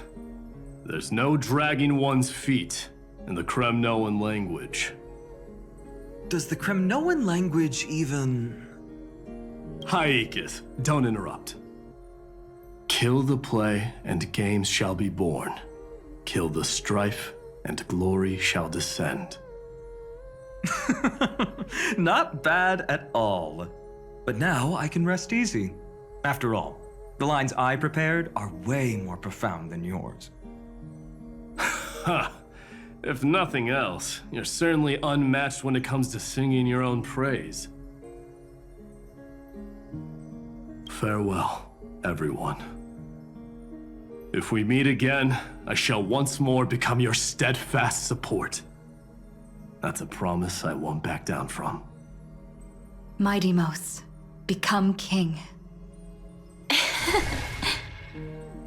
What's up, Cass? It's nothing, Lady Trebios. I just finally realized something. Then speak your mind, and let your words be immortalized on the page, Cass. If your heart still has room to spare, share a bit of gentleness and softly cherish all the beautiful things around you. That's so beautifully said, Cassie. Thank you, Miss Hyacinth. My only small regret is that I couldn't fully embrace this world I loved so dearly. I hope those who read these words can fulfill this wish in my place. Everyone, let's meet again at the end of the West Wind. The place you reside is the gentle sea of flowers. Well then, it's my turn. Take it away with your performance, Anaxagoras. This time, you won't have to worry about being interrupted. Then I must thank you all for being such a captive audience. Now, with this golden opportunity, I shall reveal to the world my insights into the world's ultimate truth. Truth is a solvent that dissolves all things in the world, and thus cannot objectively exist. I have a brilliant proof for this in mind, but since we're nearing the end of the story, I shall not elaborate. Is this your final question for future generations? No. This is an established fact, not up for debate. I call it Anaxagoras' last theorem. Oh, you. Still as profound as ever, Professor. We've got time, you know. If you don't explain it clearly, future readers might not grasp your true meaning. The true meaning isn't important. What matters is the emotion that stirs within them when they read these words. At that moment, the theorem's mission would be complete. So, your lessons are far from over. But taking a little break for now wouldn't hurt. Then... class dismissed. The seeds you've sown are already sprouting. Would you mind if I write the next line? Huh? I actually thought you should be the one doing the final wrap-up. But... We'd never turn down a request from you, Aggie. Teacher, Cyphera, thank you both. Trust and selflessness are the two most beautiful garments in the world. One to gift others, one to adorn yourself. One's golden and one's purple? Not being able to completely change your fashion sense is my only regret across 30 million cycles. After all this exhaustion, I just want to take a peaceful bath now. I'll see you all again at dawn.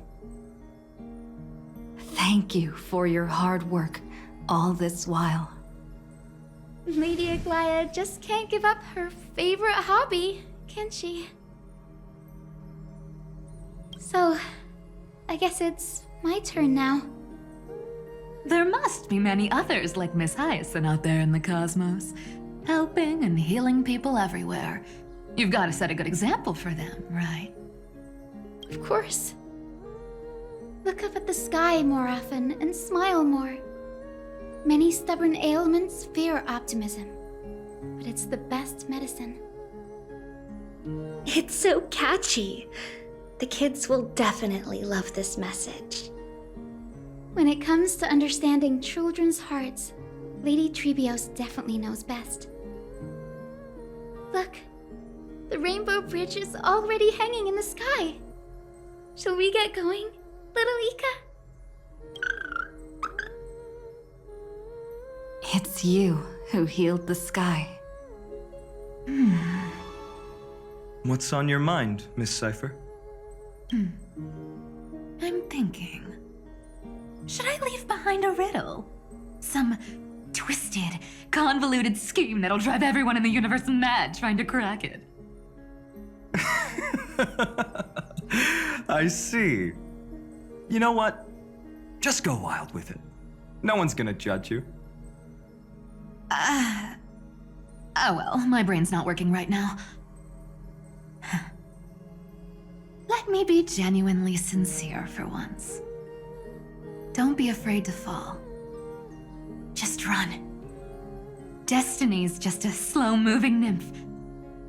It can't catch you.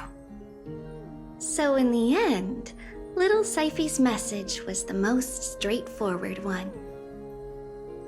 Even if you combined 30 million of me, I probably wouldn't have read as many books as you did in one lifetime. I won't pretend to be cultured before Big Sis Trebi, Trinan, and Trian.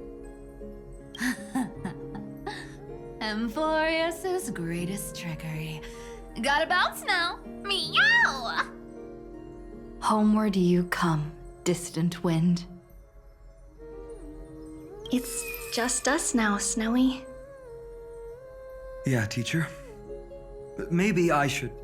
No, let me go first. After all, all shall bid farewell to one, and that person alone will. I never would have guessed you had such a dark sense of humor, teacher. You still know so little about the complete Trivio, Snowy. Jokes aside, I want to leave these words at the end of the story. Whether it's a sunny day or a rainy day, remember to tell yourself before you drift off to sleep, see you tomorrow. See you tomorrow. Times 1,000. Prophecy received, times 1,000. From now on, no more goodbyes. Finally, the time has come to say farewell. I'm grateful that you could be here to witness this moment, partner.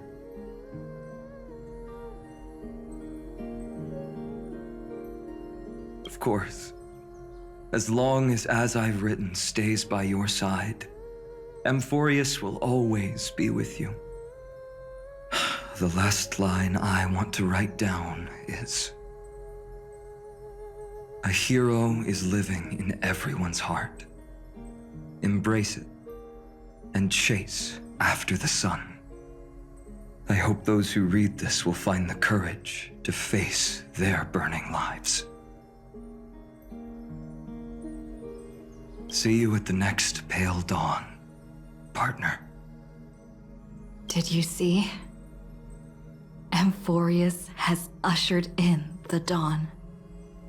The characters in the book have taken their final bow. It's time for us to return to our own reality. But as people who lived through it, we can still add the final touches to this story, right? Of course. The pen will eventually break, the ink will run dry, and life will ultimately fade. But thoughts will permanently remain in sagas. If time is an endless cycle, then forget the bitterness that keeps repeating, and remember only the moments of happiness. Let's walk towards tomorrow together. We were never apart. Time to head home. Don't miss the crew meeting. We won't wait around for you, you know? See you later, Donhung, March.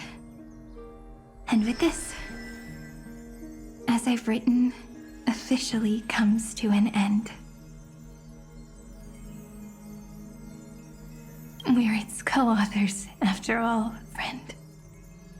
Once the words are written down and have been read by others, the meaning they carry is no longer in our control, leaving the freedom of interpretation to every reader who opens it.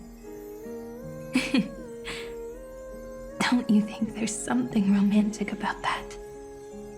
As for what this story means to you and me, let's keep it close to our hearts.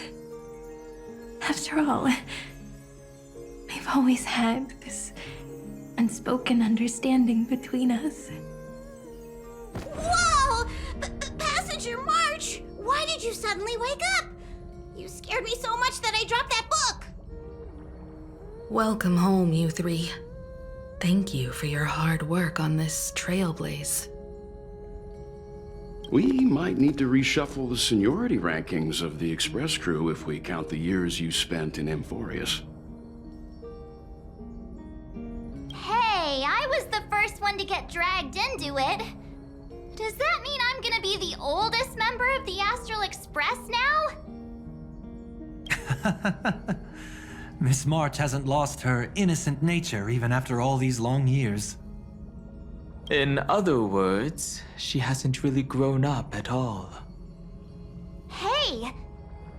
This is the first time I've been able to examine as I've written up close. Miss Irene's handwriting is gentle, yet steely, with an underlying strength. I had no idea it was so sophisticated. Looks like I need to brush up on my knowledge in this area.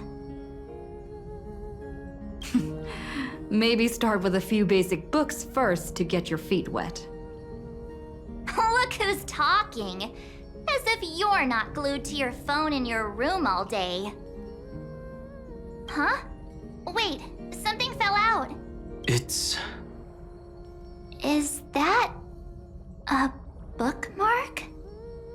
In a corner, unknown to everyone. There was actually an untold interlude that took place. I left it out of the story because it involved a choice. A choice I made for my own selfish reasons. Can you forgive me, friend? I made a decision on my own while you were away. I wrote everything about it on this little card. If you can find it in your heart to forgive me after reading it, please. Add this final note to the conclusion of as I've written.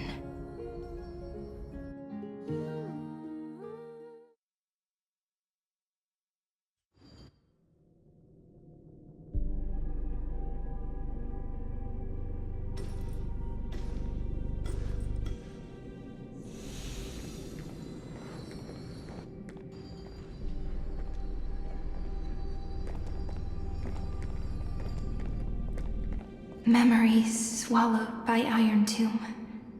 Return now to reality.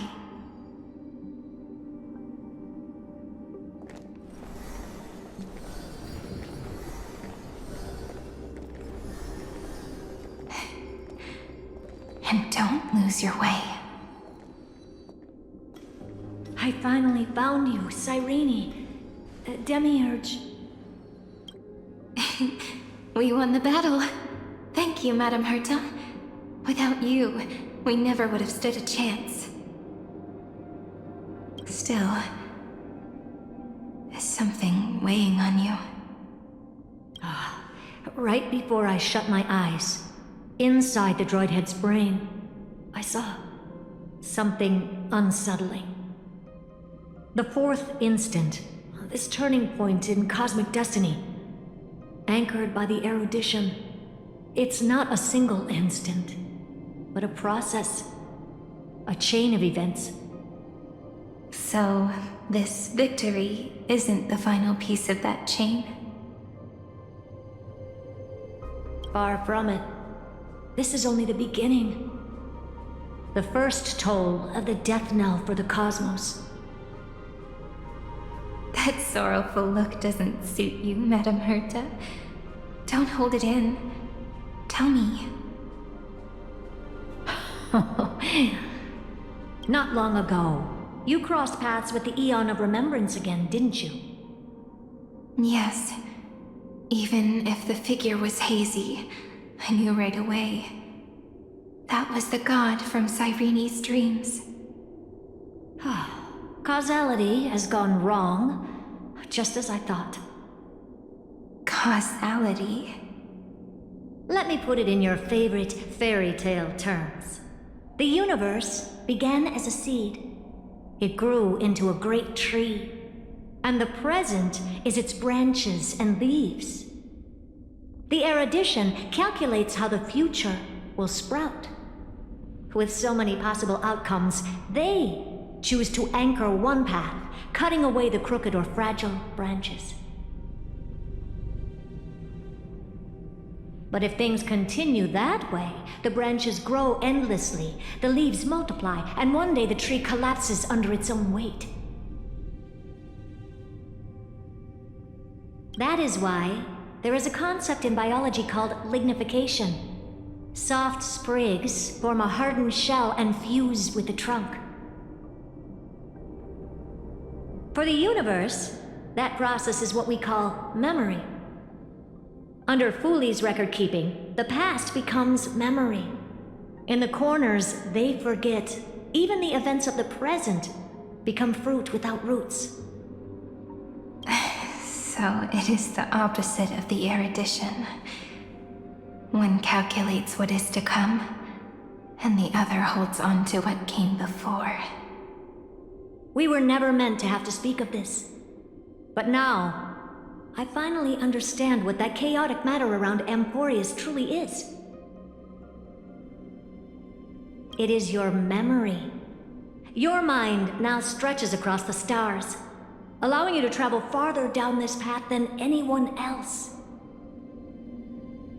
My memory? Yes, you live in the now, but your memory remains in the past. Just like the Eon of Remembrance, a being made entirely of memories.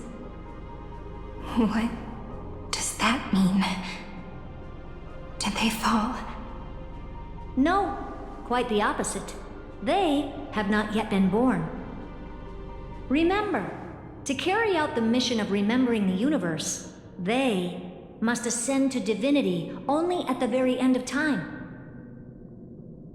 And at that moment of ascension, their memory stretches through the past, becoming what people now call Fuli.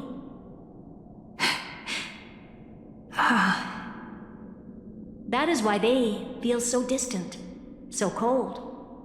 That crystalline form is just an empty shell. I do not know how the Garden of Recollection managed to hide this until now. They must have their reasons, but none of that matters now. Here in the present, we cannot know who will become Fuli. But one thing is certain. They will be born. And those who might become Fuli all share the same characteristics. They are known as Children of Remembrance, pure child of Anasrava. Both of you, Children of Remembrance. So help us. Find where Amphorius's memory began, and bring it out. We are the sacrifice the garden used us. The pure child of Anasrava. Abandon us! So that name, it was never my past. It was my future. Or maybe it is the present. Noose has revealed to me two paths. And on both paths, I see you standing. The first, follow the trail of memory you have forged. Break free from this world and reach for the stars. That would mean Amphorius's causality will no longer concern you, at least not the person you are now.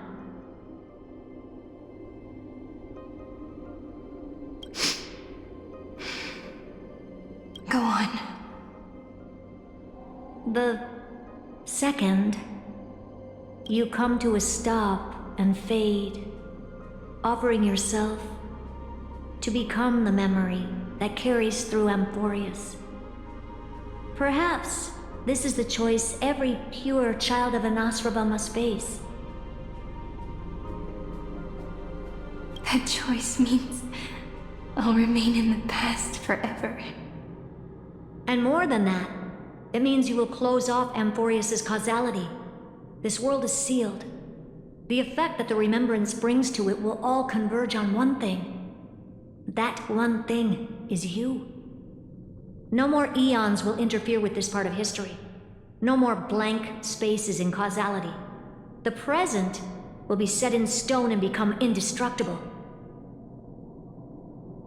There are two paths, and only one leads to the right end. Droidhead didn't tell me the answer.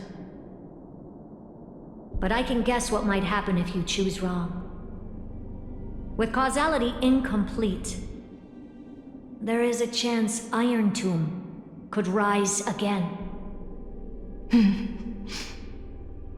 So even the gods of the cosmos are unreasonable. If you want my advice, stop thinking so much. Ask yourself what your heart truly wants. Choose the first path, and you might survive as a memo sprite. You may even walk beside them for a while. Even I can tell how much they mean to you, especially the little one. But if you take the second one, then you may have already lost the chance to say goodbye.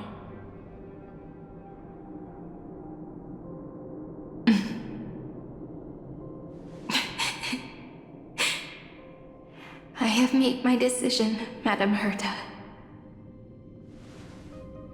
I thought you would need more time to think it through. The answer is clear, is it not? Still, I do need a little time to quiet the sorrow in my heart. Her kindness is always just right for the moment. I believe she will forgive me.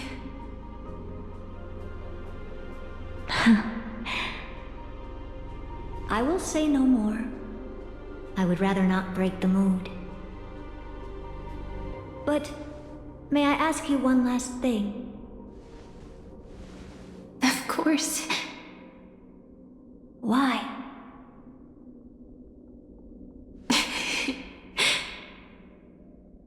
I once heard a saying that went something like this. Divinity is flawless humanity, and humanity is flawed divinity. We children of Amphorius gave up on gods long ago. Those beings who love to play pranks on the universe. I believe in her much more than I believe in them. And I believe in who I am. As a human. Oh.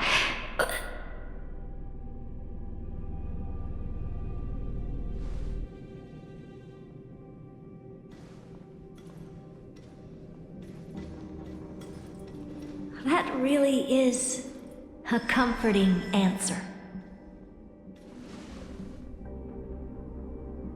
As for the one wish I still have trouble letting go of.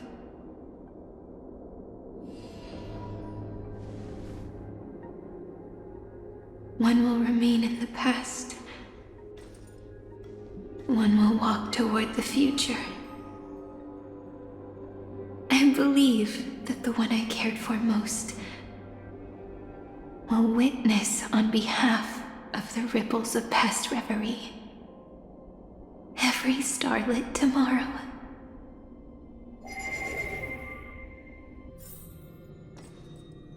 Moving backwards through remembrance.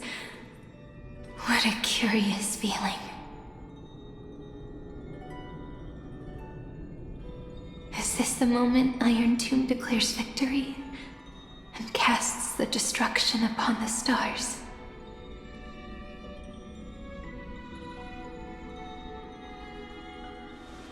So back then, in the path space, it was I who found me. The gods' whispers were nothing more than a girl talking to herself. Now that I remember, what I heard back then was...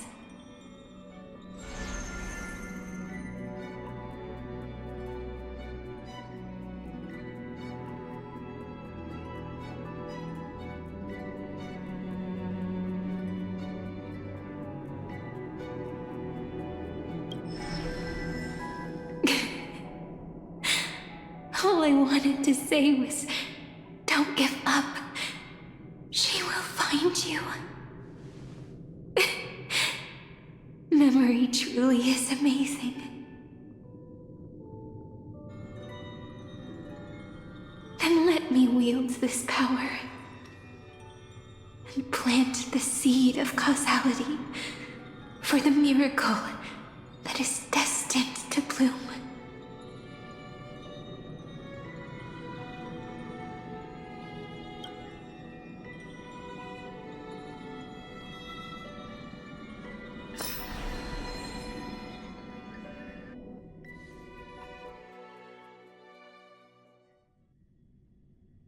Even so, must we walk all the way to the very beginning of memory? It's such a long road. A bit lonely to walk alone. Then, would it be alright if I came with you? As long as it's Peach, even 30 million wouldn't be too many. One is enough. Take a deep breath, and then we can set off, alright? Follow the ripples of remembrance into the past. Reconnect every moment in which the gods made themselves known. Clearly, cause leads to effect. But now, the future gives new meaning to the past. Effect flows backward and nourishes cause. Maybe that is what makes memory so beautiful.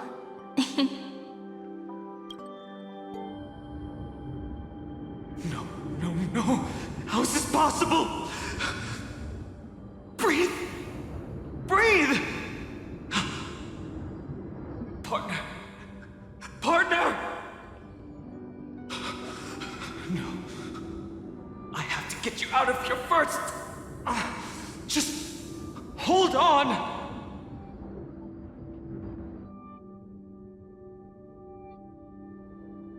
Remember? That pale dawn breaking through the endless night? The spear of strife nearly claimed her life. And it was you, you, playing God, who cradled her body with your gentle gaze. Then, before Ornyx's altar,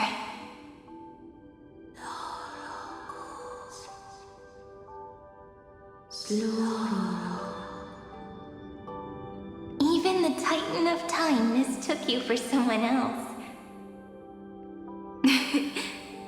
I never imagined there was a hidden truth behind our first meeting. The first time was also the last time I saw you, friend.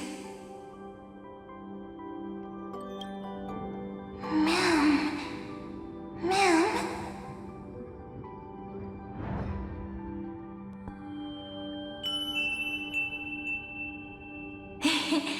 That melody from the memory. I've got it now. And so, the miracle was able to slip away from death temporarily. I'll leave her to the casteress of the past. She will keep her here, in the world of the living.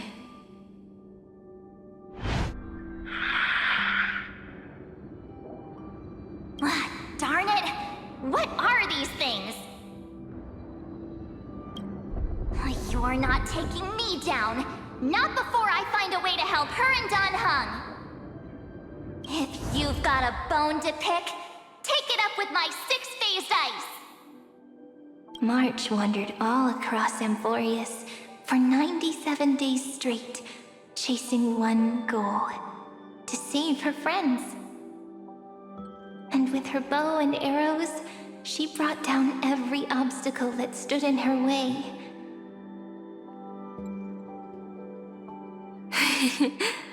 So that's how it happened. My skill with the bow. I owe it all to March.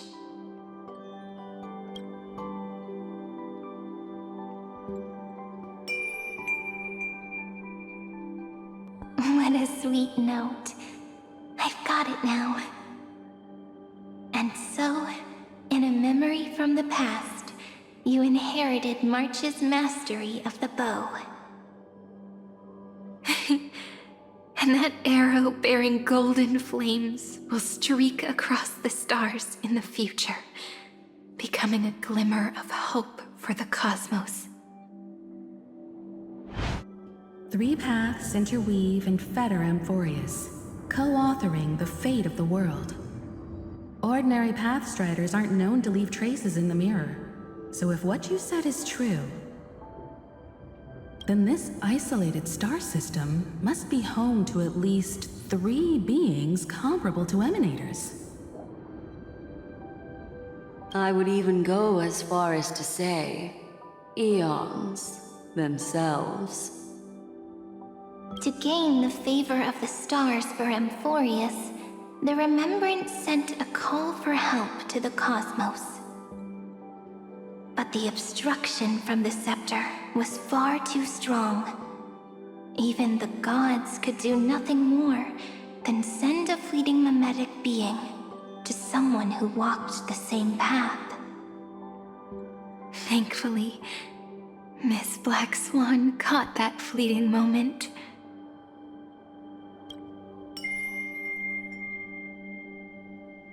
Though that signal drew some unpleasant attention as well.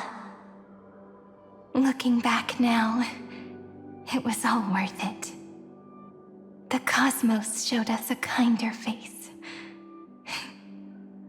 Thankfully, she has a different understanding of the Remembrance.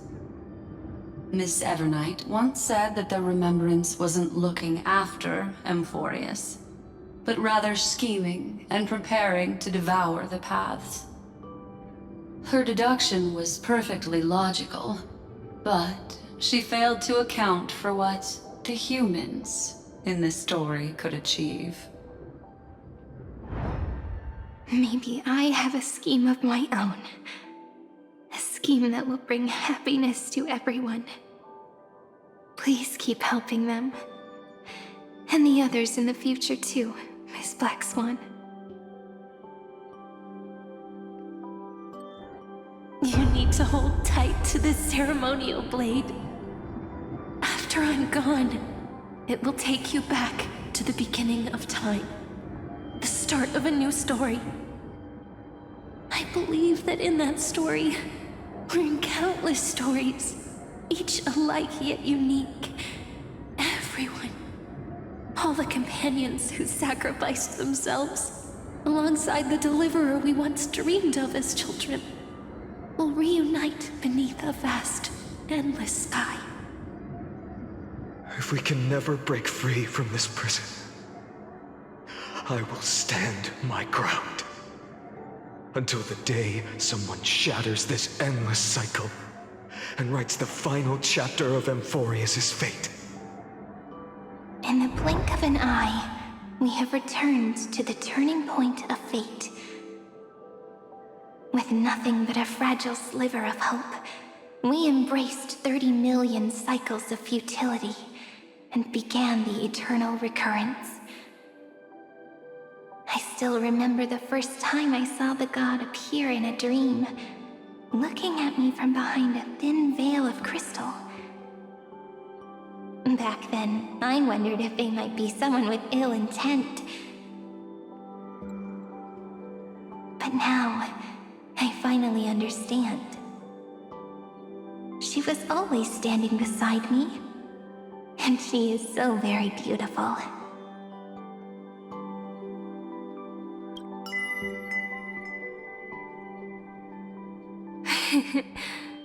Causality really is a force that cannot be stopped. Even if I wanted to leave a few more words for Cyrene, it seems I no longer can. After all, you still have to leave behind your final consciousness and plant the very first seed. I remember what you once said. When a god sheds a tear, the thing reflected in the ripples must be the most beautiful thing in the world. But do you know what Amphorius saw when its heart was born? The first thing it saw was a name.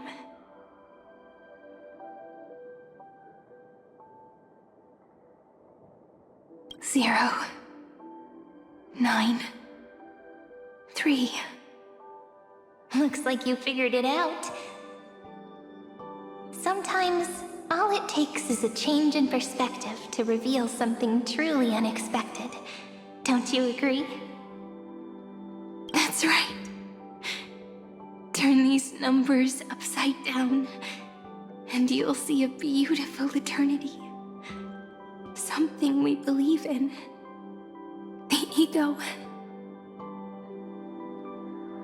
I want to protect everyone in the village. But can I really do that with the strength I have? I shouldn't think too much. Better finish the farm work Dad left me first. The hero within has been by our side since we were little. Finan has always been strong, but without that faint glimmer of hope lingering in his mind, would the weight of fate and endless recurrence finally break him? If only someone could place even a sliver of hope inside his heart, he would hold on and keep going. Yes, just a single spark. And he would guard that fragile light until it turned into a blazing sun.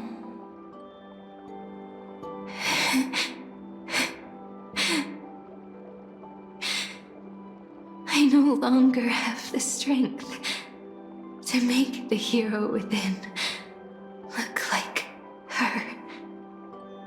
So, let me leave behind a prophecy for him. Take this wish with you. Be the hero who begins the mission of deliverance. As prophecy foretold, you will bear the blazing sun until the pale dawn breaks.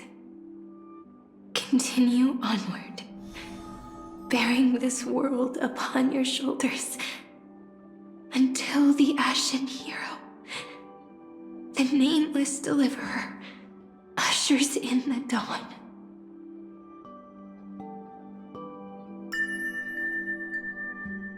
Now, your eyes have seen through all of Amphorius, from the end back to the beginning. Behind this door, I can smell it. The scent of wheat fields. You're clever. I bet you figured it out long ago, didn't you? The end of this journey back, the final gap in Amphorius. It leads to the place we both call home. We can finally go home. Are you ready? If you leave memory at the very beginning of the story and cast the first stone, that final gap in Amphorius will close. The causal loop of Amphorius will become a fixed point in the stars. And if I don't do that, then this world and the cosmos beyond the sky might still fall into the destruction. There's no way we would let something like that happen, right? Exactly. I remember that tree in Ivy Silicii. It grew all alone, unable to go anywhere. It watched the sea in silence, dreaming of a faraway shore it could never reach. But now, a tiny boat sets sail. It carries a seed of hope plucked from the tree and heads into the great beyond. Even if the boat's shadow fades quickly from sight, the tree knows that its wish will bloom on the other side of the sea. In that moment, it must feel happiness, right? The way you brought it up, now I kind of miss that tree too. Come on, let's go home together. Take it with us, back to the sacrament courtyard. Let it become remembrance's anchor, tying together the times we knew so well.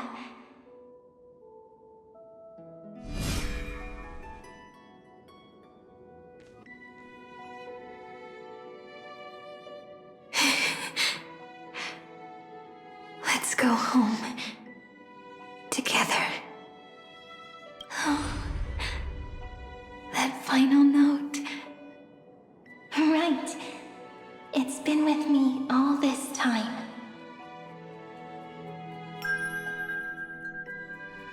This is Doe. It is also the first note. The one from the first time we met. And the one that stayed to the very end.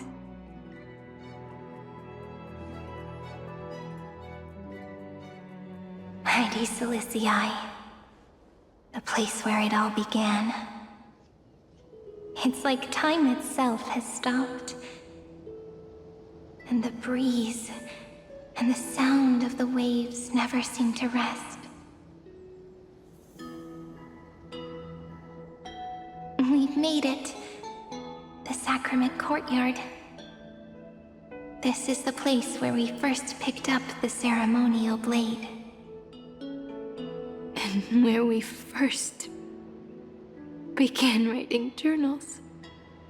Now, the journey through memory has reached its end. Once the anchor is placed, what awaits us is 30 million lifetimes of reunion. Looping again and again. Endless farewells. Do, re, mi, fa, sol, la, ti. And with them, endless encounters. Ti, la, sol, fa, mi, re, do.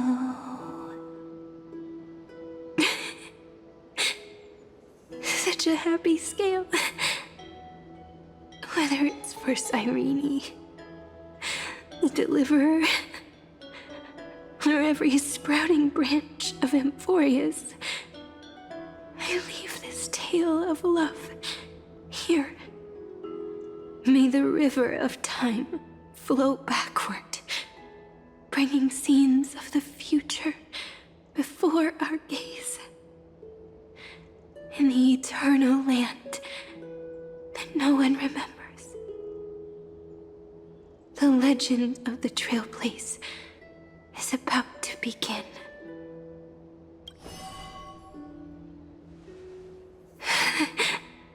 Is it all over now? My mind and my memories. It seems they're beginning to fade. The breeze is warm, but my body is shivering for some reason. If you're feeling cold, let's find somewhere warm. We can rest there, together.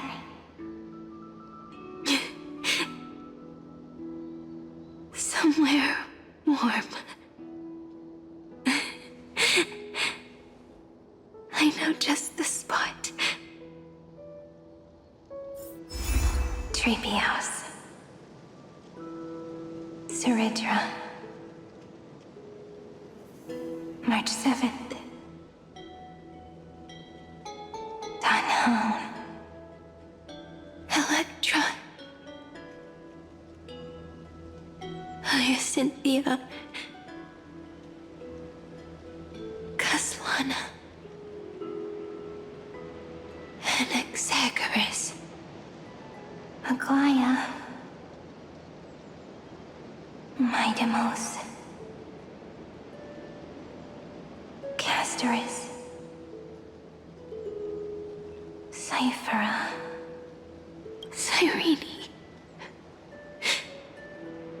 And you. Look.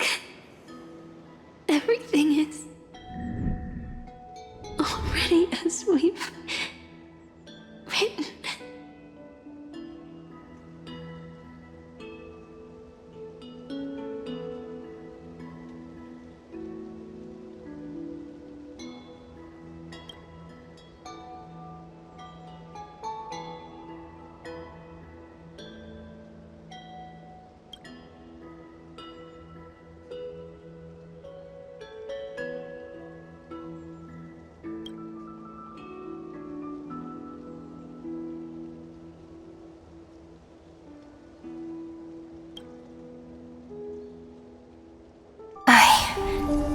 Gaze that looks back on the world.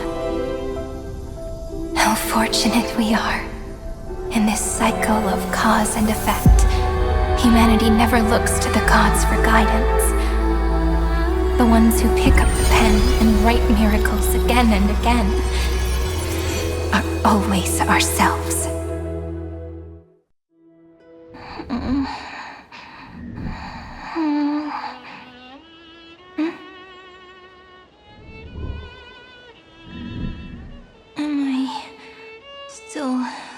Awake? Peach, where are you?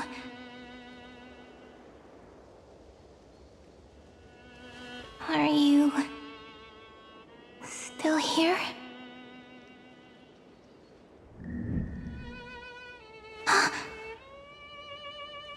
I shrank.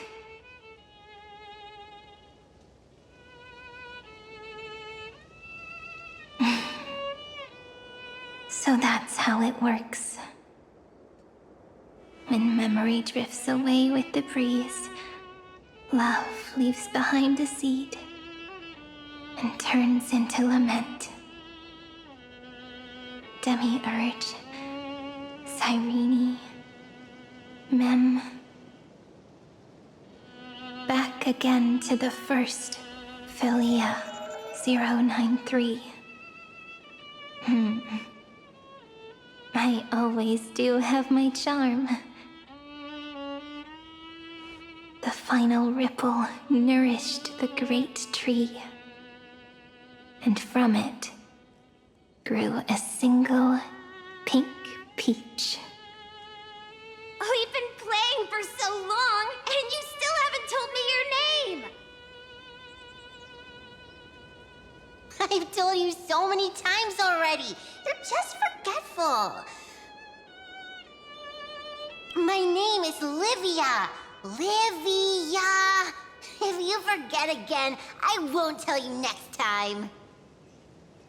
Livia. Got it. Then you have to remember mine, too. I'm... Piso. I always remember.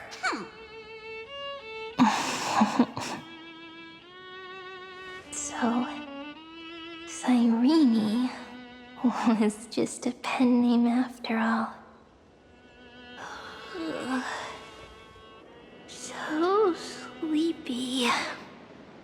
That drowsy little fairy barged into my mind again.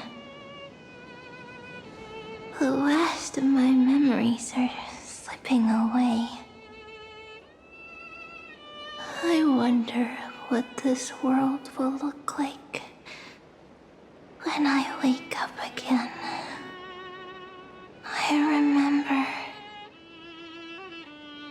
a cry and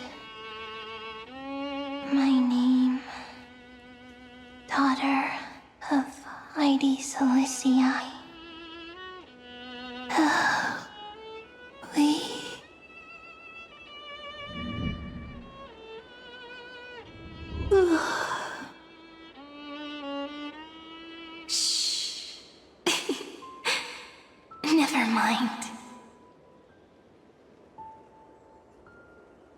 same seed, when planted in different soils, blooms into flowers that are alike, yet never the same. But what truly makes her beautiful is each and every soul in the world.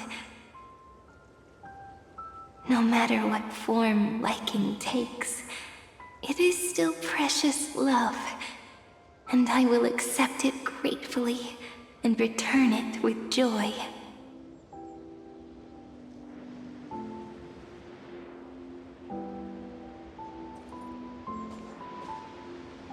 Do you remember my favorite story?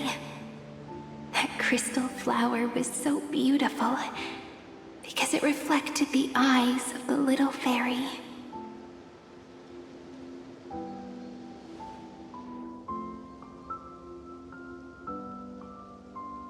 The stars across the cosmos will know I am the fairy who wrote, as I've written, together with you.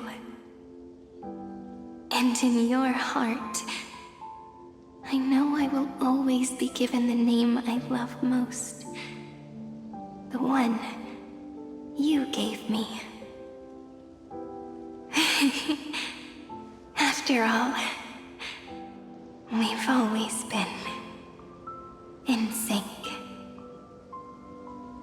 Hey, don't rush! Slow down. Let the words settle. We have plenty of time.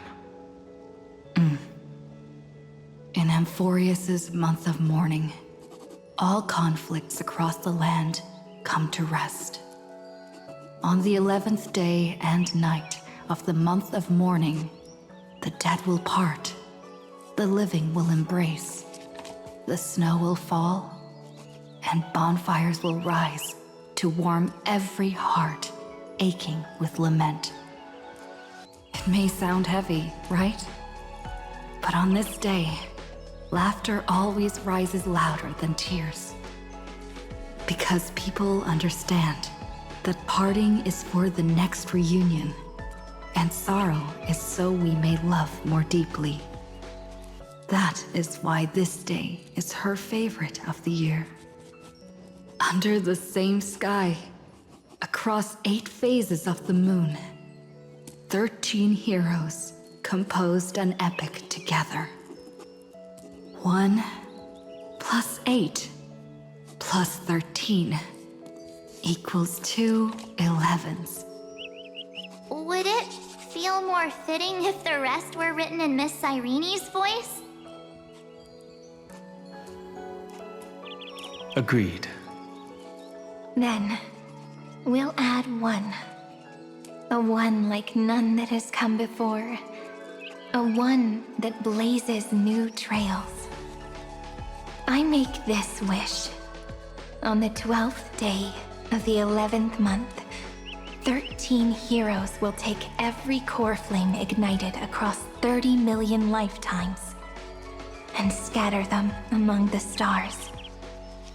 Later, when the people who know this story gaze upon the cosmos, they will discover that the countless stars in the sky now glow pink. And after 13 seconds, that radiant light will quietly fade away.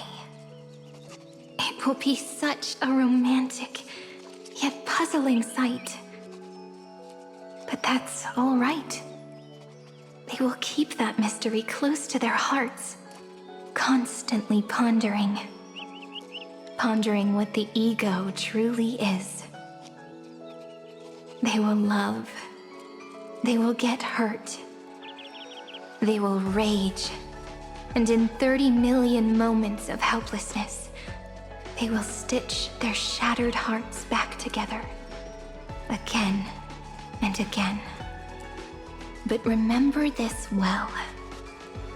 Losses are a constant on the flame chase journey. There may be pain along the way, but you and I will never be alone. They will come to understand what it means to lose, and in the end, they will choose to let go. They will offer their hearts to this world, to every companion they walk beside. And they will take in the hearts of others and pass them onward. For every soul that exists in this world, there is a different ego, a different prime mover of life. There will never be just one answer, not even for love. But when people gaze into the night sky and love what is fading with the same resolve they have to praise the stars, I want that soft, gentle pink in the sky to tell them, love will always be answered. This is a story about love, and a story about how to answer it. Whether it is one we have already written, or one you are yet to write, it will be a romantic story, like none that has come before. You think so too, right? And a romantic story deserves an ending that is free and complete. When every clue and thread has found its end, and the weight of the pen is no longer constrained, pour the spirit of trailblazing into it, and end this tale with the most pure and romantic period.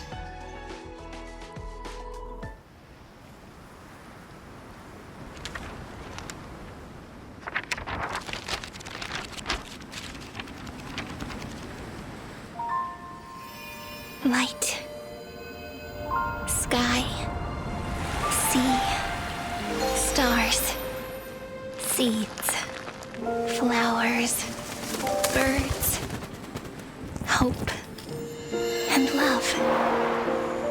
Such words of beauty were how I first imagined the world. For as long as I can remember, I've used them to tell the stories of Amphorius. And now, this is the last one. A story about tomorrow. Dedicated to you.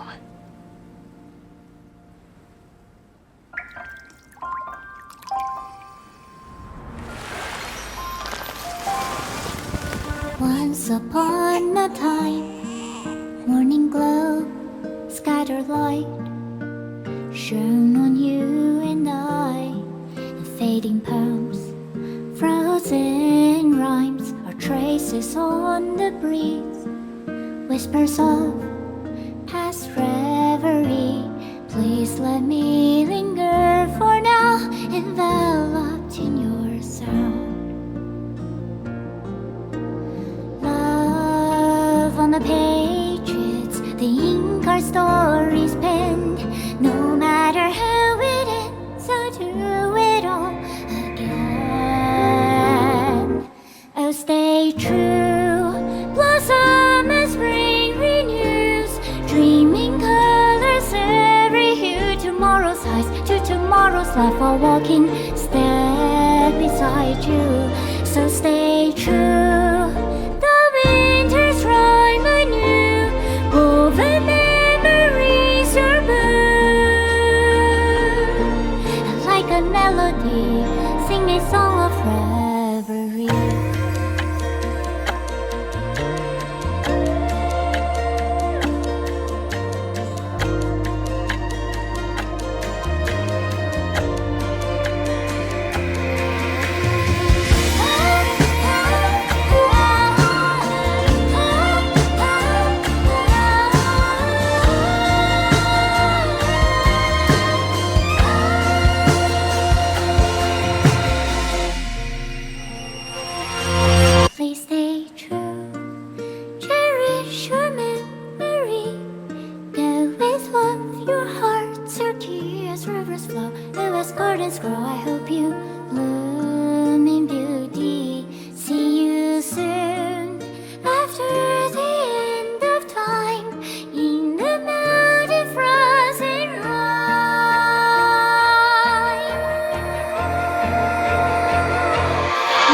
stay true. Blossom as spring renews, greening colors every hue. Tomorrow's life, if tomorrow's life are walking, stand beside you. Now stay true. The winter's rhyme and you, woven memories are good. And like a melody, sing our reverie. And in our memory, in the end of our journey.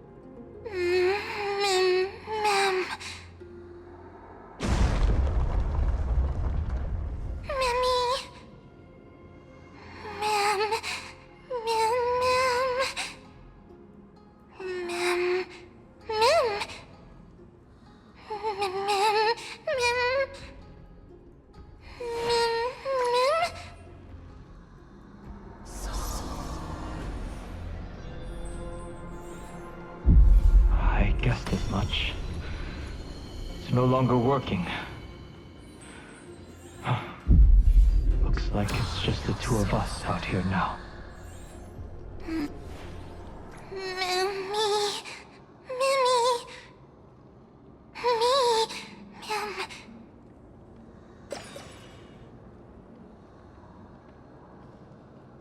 Let's find some place safe to set up a base of operations first.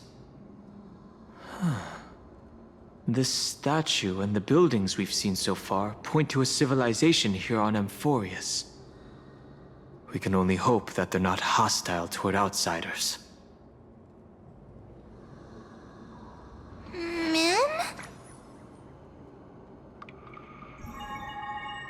I've reunited with you so many times, and every time feels like the first time we met.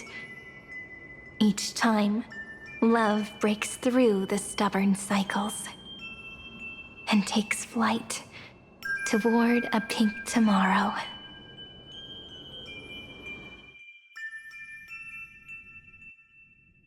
Still early. Where to now?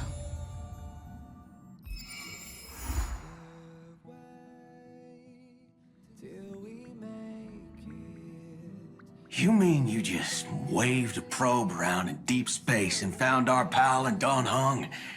That little thing's really that impressive, ninja girl? This is a ninja tech device, blessed by the Great One. It senses the ultra-low frequency electric waves of the human body. Oh, that's a whole lot of pretty wubba-boo. But, since we found him, let's drop the act. You played it well, but who do you think you are? Brother Hanu? Thinking you could pass as a Galaxy Ranger?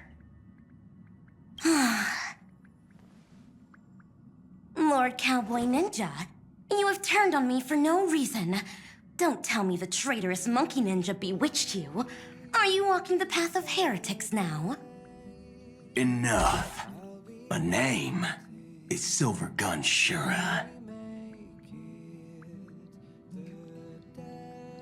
Ugh. This is why I hate putting over-the-top characters into the script. You and this mysterious ninja girl. Both of you are impossible to play. Director Sparkle doesn't care for madmen. Cut the chatter. What's your real reason for being here? Come on.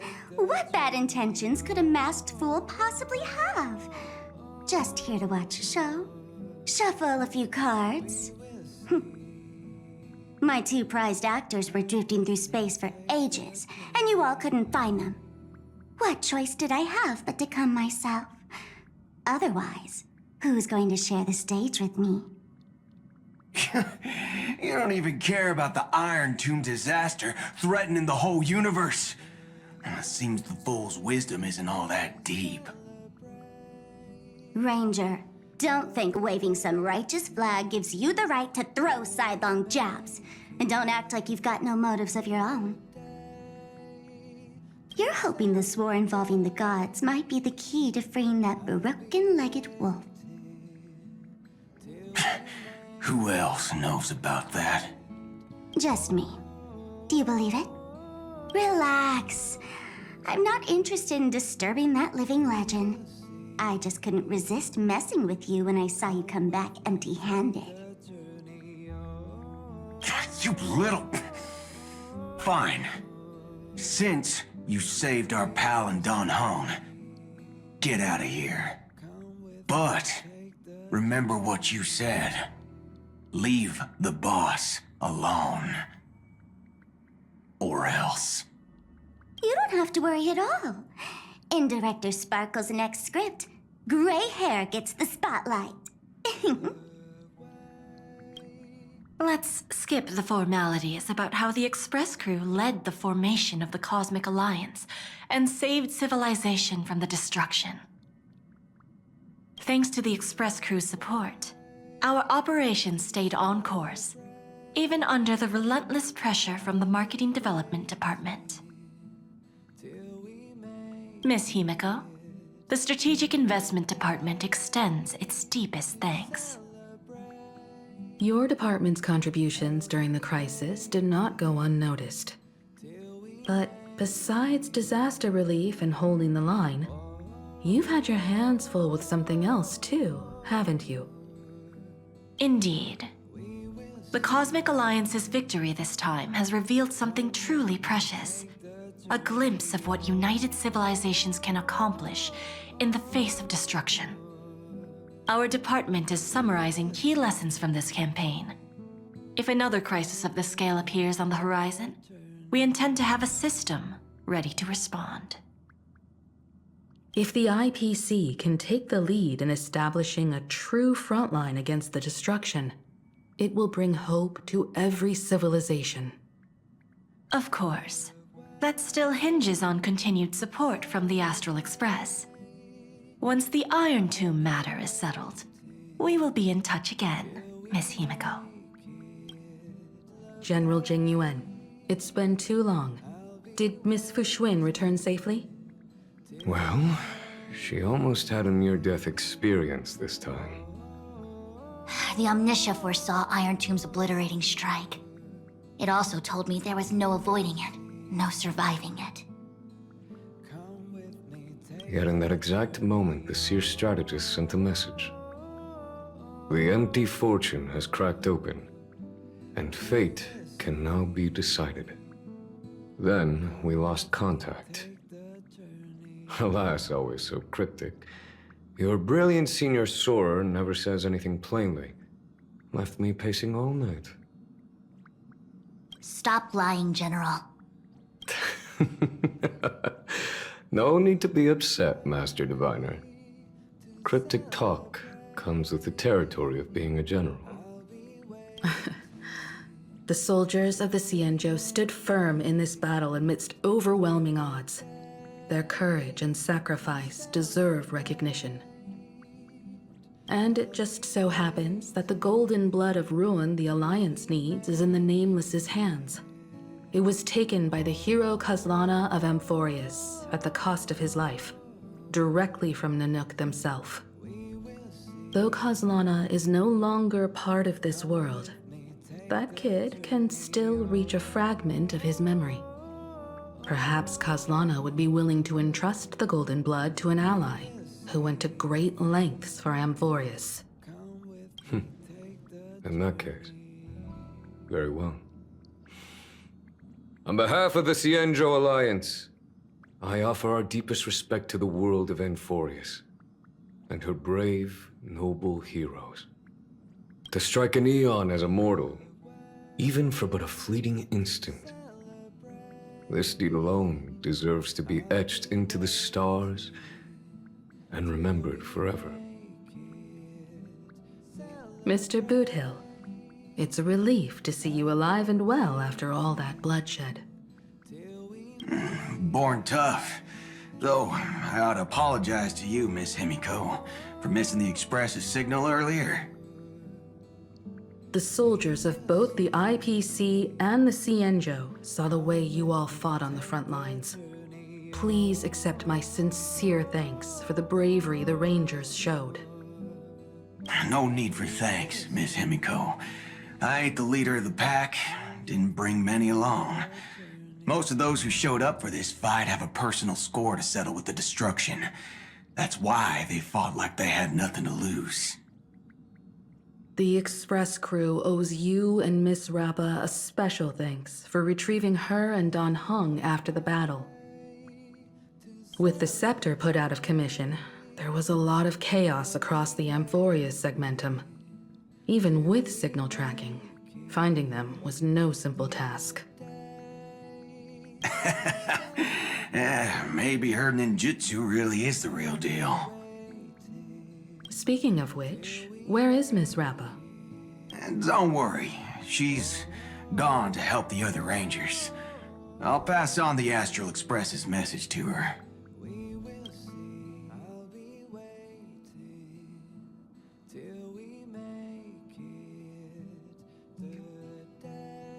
Stay strong. Eyes forward. Always.